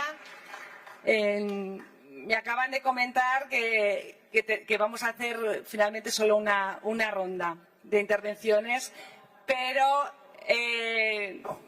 cosas de los tiempos, pero es imposible no escuchar y no vamos a cortar a nadie. O sea que vamos a finalizar esta primera ronda con Isabel y clausurará la señora Isanza. Isabel, corresponsal de género del País. Isabel, ¿cómo contamos o cómo contáis los periodistas, cómo contar la violencia de manera que se ayude a erradicarla y no a perpetuarla, no a hacer una retórica de la violencia de género, sino un mensaje que realmente permita combatirla y eduque en contra de ella? Isabel. Bueno, muchísimas gracias por invitarme. No es común estar acompañada de gente a la que habitualmente nosotras entrevistamos, pero no compartimos espacios. Justo venía esta mañana para acá en el tren y me llegó un estudio que se publicó hace unas horas. Es un estudio que ha analizado cuántas noticias sobre violencia y desigualdad se han publicado entre 2017 y 2025. Y en el análisis de esa horquilla, justo el año pasado fue el año que menos noticias sobre violencia, misoginia, el sistema patriarcal, desigualdades se publicaron de todos esos años, ¿no? Llegamos como a un mínimo, era un 1,3%. De 1,14 billones de cosas publicadas en estos años, el 1,13% eran cuestiones que afectaban, se dice, a las mujeres, pero que en realidad están afectando a toda la sociedad. Estaba leyendo el artículo del Guardian, que es de donde ha salido la información del estudio, y ahí hablaba, voy a leerlo porque las periodistas somos tenemos que decir las cosas exactamente como son, y lo quiero leer. Hablaba Julie Posetti, que es la directora del Centro de Periodismo y Democracia de la Universidad de Londres. Y ella decía que esa cifra le resultaba chocante, sobre todo si se tiene en cuenta la magnitud del problema y cómo la violencia contra las mujeres y la misoginia han sido instrumentalizadas por actores autoritarios como parte del retroceso en materia de derechos. También decía que esto evidencia el fracaso de la prensa, el escaso progreso que hemos logrado y el largo camino que nos queda. Yo estoy de acuerdo con el escaso progreso. Las periodistas, sobre todo en los últimos 2 o 3 años, cada vez tenemos a veces más dificultades para hacer nuestro trabajo. No estoy hablando de forma individual porque, por suerte, supongo, trabajo en un espacio que no solo mantiene una corresponsabilidad de género que aplica el feminismo de manera transversal, o eso intentamos cada día, sino que mantiene el puesto, la voluntad y la libertad para ejercer el periodismo. Y no siempre pasa eso. No todos los medios hacen este periodismo, ¿no? Decía que estoy de acuerdo en el escaso progreso, que no hablo de forma individual sino general. Estoy muy de acuerdo en el largo camino que nos queda, pero no puedo estar de acuerdo en el fracaso. No puedo estar de acuerdo en que esto ha sido un fracaso, porque entonces ni yo ni ninguna de mis compañeras a lo largo y ancho de este mundo nos levantaríamos cada mañana sabiendo lo que nos espera cada día. Y quería también contaros de forma concreta, para que sepáis a qué se enfrentan las periodistas, porque de lo que a vosotros os llega es una ínfima parte de lo que nosotras recibimos. Y lo que nosotras recibimos es una ínfima parte de lo que ocurre cada día en este mundo. He elegido solo 5 titulares que llegaron a mi móvil en los últimos 5 días. Hoy es viernes, ¿sí? Un detenido por matar a su expareja en Córdoba había sido arrestado 2 días antes por agredirla. Detenido el exciclista cántabro Óscar Freire por un presunto delito de maltrato a su mujer. Un hombre acepta 13 años de cárcel por haber violado y dejado embarazada a la hija de su pareja de 10 años. Una mujer hospitalizada después de caer de una moto de la que la tiró su pareja dándole un codazo. La policía peruana detiene a un hombre requerido por España con alerta roja por haber abusado de su nieta. Son solo 5 titulares, muy breves además, que no reflejan ni por asomo la realidad que hay detrás de cada uno de esos titulares. Son aleatorios, tengo como 300 en el móvil cada semana. Y quiero que sepáis que para la gente que hace este periodismo, la violencia es un continuo. Es un continuo de titulares brevísimos, pero que están encerrando unas realidades gravísimas y muy dolorosas para millones de mujeres y niñas en este mundo. Hay algo que es importante, ¿no? La cantidad, que cada vez se publica menos. A mí hay algo que me tiene completamente atemorizada y que no tiene que ver con la cantidad, sino con la calidad. Es decir, no solo qué contamos, sino cómo estamos contando lo que estamos contando. Las ofensivas de ultraderecha, a las que el feminismo se opone, quizás casi más que ningún otro movimiento, porque sabe que implica todo, el feminismo es muy consciente de cómo la violencia, de cómo la economía, de cómo la política nos cruza y siempre nos mantiene o nos intenta mantener a raya. Esta contraofensiva a nuestros avances, a los avances de las mujeres, es muy fácil de distinguir. Es facilísimo darte cuenta de que tienes enfrente a una persona misógina, a una persona negacionista de la violencia machista. Eso es muy fácil. Pero está pasando otra cosa, que quizás seamos las periodistas las que más nos estamos dando cuenta, y es cómo se está transformando el lenguaje. El lenguaje de la ultraderecha es fácil porque habla de todas las violencias, de cómo luchar contra todas las violencias, ¿no? Y ahí tú dices, no señor, no todas las violencias son iguales. Cada una tiene su casuística. Quizás la violencia machista sea una de las más complejas. Pero ¿qué pasa cuando no te están negando directamente la violencia? ¿Qué pasa cuando se está colando un discurso que está abriendo la puerta también al negacionismo y a la desigualdad de otra manera? Os voy a poner un ejemplo que igual os parece absurdo, pero para nada lo es, que son muchas comunicadoras o personalidades conocidas que están hablando últimamente de un feminismo neutral. Por ejemplo, yo soy fan de un feminismo neutral. Se está usando la palabra moderación, se está usando la palabra neutralidad, y en ese discurso que intenta ser moderado y que intenta ser neutral y que está llegando a muchas partes, llega también de alguna forma a los medios de comunicación y hace mella. Y hace mella porque, aunque yo soy muy consciente de que el periodismo probablemente esté un poco denostado en los últimos tiempos, yo sé que también cada uno tiene un móvil en la mano y todo el mundo es capaz de poner un tuit o de publicar contenido. Yo quiero recordar hoy aquí que los periodistas no publicamos ni creamos contenido. Los periodistas hacemos un ejercicio profundísimo de conocimiento de lo que estamos hablando, de análisis de las estadísticas, de análisis de las realidades, e intentamos de alguna forma, y yo creo que por una responsabilidad social, ética y de compromiso con los derechos humanos, de poner esa realidad sobre la mesa de una forma que se entienda lo mejor posible. Y en esta especie de moderación y neutralidad, yo veo como cada vez más de repente se empiezan a eliminar palabras, o a mi periódico, por ejemplo, llegan muchas peticiones o muchas quejas sobre por qué había o no había un detalle en una violación o en una, no sé, en una agresión física, en un asesinato. Y yo os quería poner un ejemplo muy básico para que entendáis por qué nosotras necesitamos que el lenguaje no se corrompa, que no se nos robe el discurso, porque ese discurso que nosotras tenemos, que es el que se intenta acercar a la realidad, está siendo usurpado de una forma bestial, pero muy silenciosa, por quienes intentan que las mujeres vuelvan al silencio. Lo voy a leer también, perdonadme. Había una sentencia, siempre la tengo bastante presente, y en esa sentencia dice, perdonadme, aquí. Imaginad que leéis en una noticia: un hombre agredió a una mujer de forma inopinada y sorpresiva. Bueno, os imagináis una agresión completamente normal, ¿no? Esa frase de una sentencia que se usó para una noticia publicada estaba hablando de un asesinato de un hombre que le dijo a su mujer y a sus dos hijos, de menor de 10 años los dos, que si se iban al campo de excursión.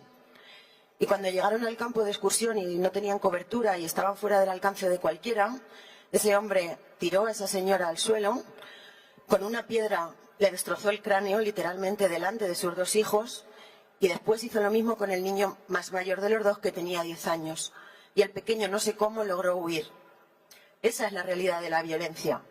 Si os agrede, a vosotros que estáis aquí, o si agrede a lectores y lectoras eso que están leyendo, eso que están escuchando, es porque les está agrediendo la violencia, pero no las periodistas que lo comunicamos.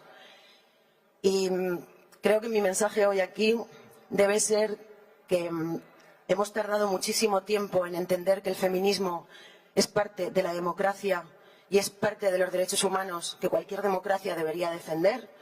También dentro de los periódicos es la forma más honesta de hacer periodismo, porque el feminismo es lo único que retira el sesgo histórico que hay en este mundo, y las periodistas lo único que pedimos es que se sigan llamando a las cosas por su nombre.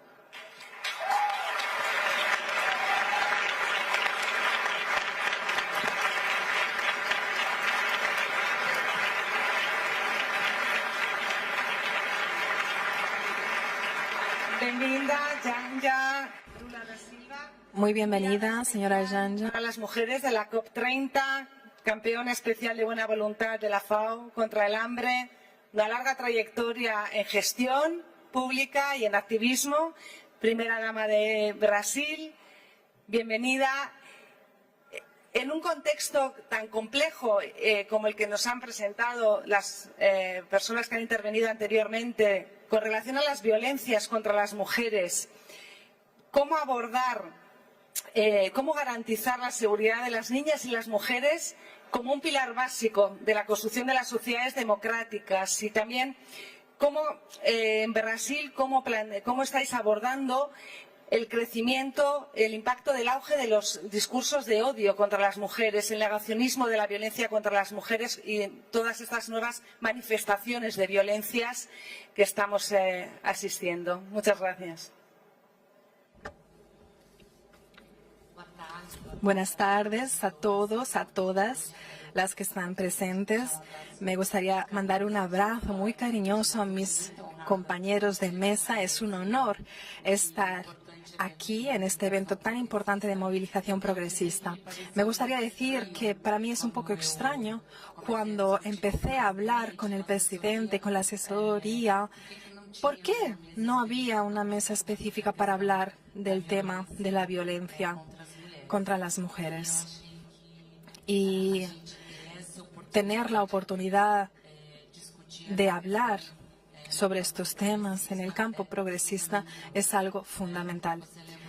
Has dicho que yo dije que no hay democracia sin la participación de las mujeres. Sí, es una participación efectiva. Y también somos nosotras, progresistas, que tenemos la responsabilidad de llevar adelante las políticas públicas, las leyes que dan garantía a la participación para las mujeres. Hoy estamos viviendo un drama. Es un momento dramático para nosotras mujeres. Exactamente ahora, en algún lugar en el mundo, hay alguna mujer que está siendo muerta por el simple hecho de ser mujer. En Brasil, 4 mujeres mueren al día por el simple hecho de ser mujer. Y centenares alrededor del mundo.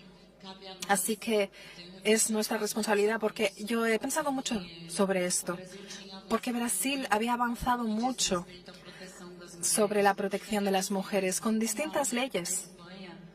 También como España, el presidente Zapatero con la ley de la igualdad, y en Brasil tenemos la ley María da Peña, tenemos canales de denuncia. El martes estábamos comentando sobre eso, ¿verdad, ministra? Por alguna razón, todos estos mecanismos y herramientas de protección han sido ineficaces frente al avance de la extrema derecha. Esto tiene que ser aclarado. La extrema derecha, ya hemos comentado, que no tiene ningún interés en defender la vida de las mujeres, no solo los derechos de las mujeres, sino su propia vida. He hablado acerca de esto, que la prensa, el periodismo es el cuarto poder del mundo, pero tal vez ahora tenemos un poder por encima, que son las redes sociales, las big techs, este poder invisible del que no tenemos ningún control, y vivimos un momento en que cualquiera puede hacer un discurso de odio en contra de una mujer en Internet, en su red social, y se queda así, sin más. Esto ha causado la muerte de muchas mujeres y de muchas niñas también.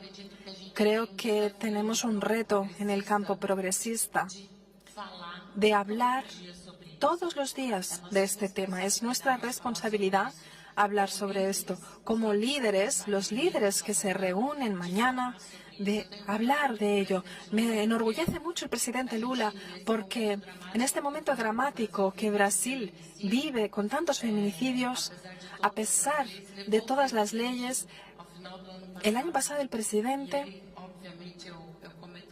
obviamente lo comenté ayer, pero él sintió mi angustia. Todos los días miraba los periódicos y veíamos que 4 mujeres habían sido asesinadas por el simple hecho de ser mujer.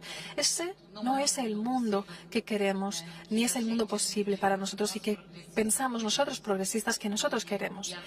Y la gota de agua quizás ha sido la muerte de Tai, que fue una mujer arrastrada por 1 kilómetro en el asfalto por su exnovio.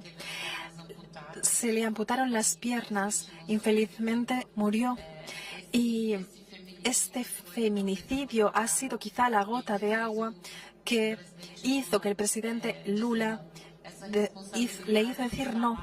La responsabilidad de hablar del feminicidio, de las violencias contra las mujeres, no puede ser solo de las mujeres, porque al final de cuentas es algo que siempre hablamos nosotras, mujeres, sobre nosotras mismas, pero él tomó para sí la responsabilidad de hablar de este tema. Así como España ha construido un pacto, Brasil también el año pasado firmó un pacto nacional contra los feminicidios, específicamente, no sobre las diferentes violencias que atraviesan nuestra vida a lo largo del día, sino también acerca de la violencia política que todos aquí vivimos. Yo soy una de las personas que más es atacada por las redes sociales y me preparo psicológicamente ahora para este año que llega, presidente, porque habrá elecciones en nuestro país y estoy preparada para ver mi cuerpo expuesto a través del deepfake, imágenes montadas con inteligencia artificial y demás. Me estoy preparando psicológicamente porque sé que pasará. Y es sobre esto de lo que tenemos que hablar. Sé que Europa ha avanzado en el tema de la regulación de las redes, pero específicamente de la protección a las mujeres, a las niñas, a los jóvenes, necesitamos avanzar más. Así que quiero decir que Brasil se ha esforzado mucho y estoy muy orgullosa del presidente Lula, que lidera en mi país como un hombre que habla de la responsabilidad, porque la violencia contra las mujeres es responsabilizar a los hombres. Son ellos los que nos matan y necesitamos transformar la cultura, transformar estas masculinidades. Es necesario hablar con los niños, hablar en la escuela. Es necesario que puedan parar y reflexionar acerca de qué mundo estamos construyendo, qué hombre quieres ser en un futuro. Estoy muy orgullosa de estar hablando de esto. Mañana en su discurso también será mencionado este tema. Decir también que no hay democracia sin la participación de las mujeres. Esto es algo en común. Es necesario que tengamos acciones y nosotros, progresistas, dentro de nuestros partidos, dentro de nuestras organizaciones, tenemos que llevarlo a cabo para que ocurra. Estoy convencida de lo que pasa hoy en Brasil es el resultado del retroceso que hubo con la extrema derecha estando al poder. Y es necesario luchar mucho para la vuelta del presidente Lula en 2023 y ahora vamos a luchar una vez más. Espero que todo ocurra bien. Estoy segura de esto, estoy segura que conseguiremos vencer, porque no es posible el mundo que tenemos ahora. No es posible en mi país que se mueran 4 mujeres al día. No es posible que una mujer mate 2 niños para vengarse de una mujer. No, hemos aprobado leyes, hemos aprobado un pacto contra los feminicidios, la ley vicaria, que ha sido aprobada también. Estamos luchando en el Congreso para las leyes contra la misoginia, porque hoy la violencia política que las mujeres sufren en el Parlamento brasileño ha apartado a las mujeres de la política y necesitamos hablar de ello. Hay muchas compañeras mías de mi partido que me han dicho, no puedo, ya no puedo más estar en el liderazgo, ya no quiero ser diputada o consejera porque la violencia que sufro es absurdo. Quizá en una ciudad pequeña, en un barrio, es una mujer en contra de 30 o 15 hombres. Necesitamos hablar de ello y por eso estaba hablando con un amigo que es candidato este año y le dije, no vas a tener mi voto porque voy a votar en una mujer. Necesitamos saber que una mujer tiene que votar en otra mujer. No puedo subir aquí y hacer un discurso de igualdad por la participación política de las mujeres y luego en el momento de votar a un amigo o a un compañero, porque la plataforma de él puede ser muy buena, pero nosotras mujeres tenemos que votar a otras mujeres. Es necesario tener más presencia femenina en el Parlamento para que las legislaciones sean más fácilmente aprobadas. Y tenemos dificultad en el Parlamento brasileño. Es un parlamento que en su mayoría es de extrema derecha, y no diré que es un parlamento de centro, no, es de extrema derecha, porque el centro, podemos hablar con las personas de centro, podemos hablar con las personas civilizadas, pero con la extrema derecha no tiene nada de civilizada. Estamos perdiendo la humanidad para el discurso y quería decir que debemos estar firmes, unidas. Ayer una amiga mía dijo que nosotras mujeres somos como el agua, las aguas que en algún momento se encuentran. Y este momento es un encuentro de aguas, es un momento de encuentro entre nosotras mujeres que representamos. Así que es necesario estar unidas y fuertes. Nosotras progresistas tenemos esta responsabilidad y los progresistas hombres tienen esta responsabilidad de estar a nuestro lado, de hablar de ello. Cada vez que tomemos un micrófono debemos recordarlo porque nosotras mujeres estamos cansadas. Confieso que a veces me canso y no vamos a parar. Vamos a seguir unidas y firmes, así como las aguas se encuentran. Nosotras también vamos a encontrarnos también con los hombres a nuestro lado. Muchas gracias.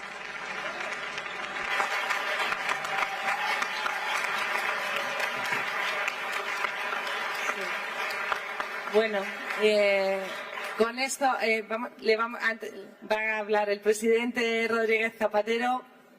Sí, por favor. Muy breve, no decir.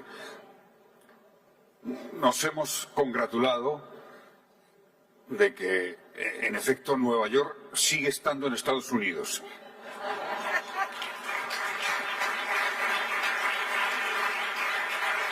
Y expresamos una gran admiración por ese alcalde y por esa política. Yo deseo hacer un reclamo de movilización en favor del periodismo que defiende la igualdad. Está muy amenazado. Y saben del periodismo. Por supuesto siempre la política, pero tiene más defensa. Saben muy bien dónde atacan. Se ha dicho aquí. Pero algo hay que hacer. Ministra. Y por último, yo quiero contar una anécdota de Sansa. Es bella, como el feminismo. Feminismo es amor.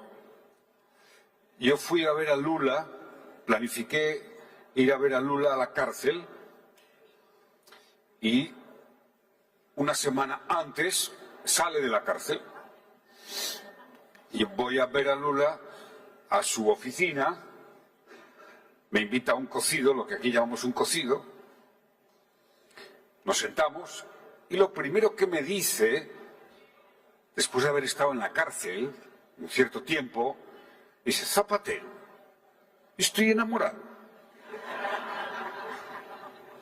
Me he enamorado de Sansa. Me pareció entrañable. Lo primero que hace un hombre tan ilustre, tan digno, tan admirable como Lula, cuando sale de la cárcel y le dice a otro político, estoy enamorado. Punto.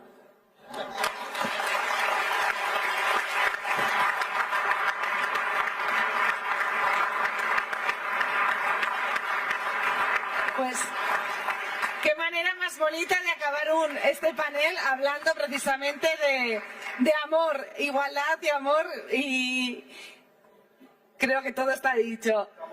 Estamos enamorados del feminismo y del progresismo. Felicidades a la Global Progress Foundation por este panel. Hannah y Elul, gracias.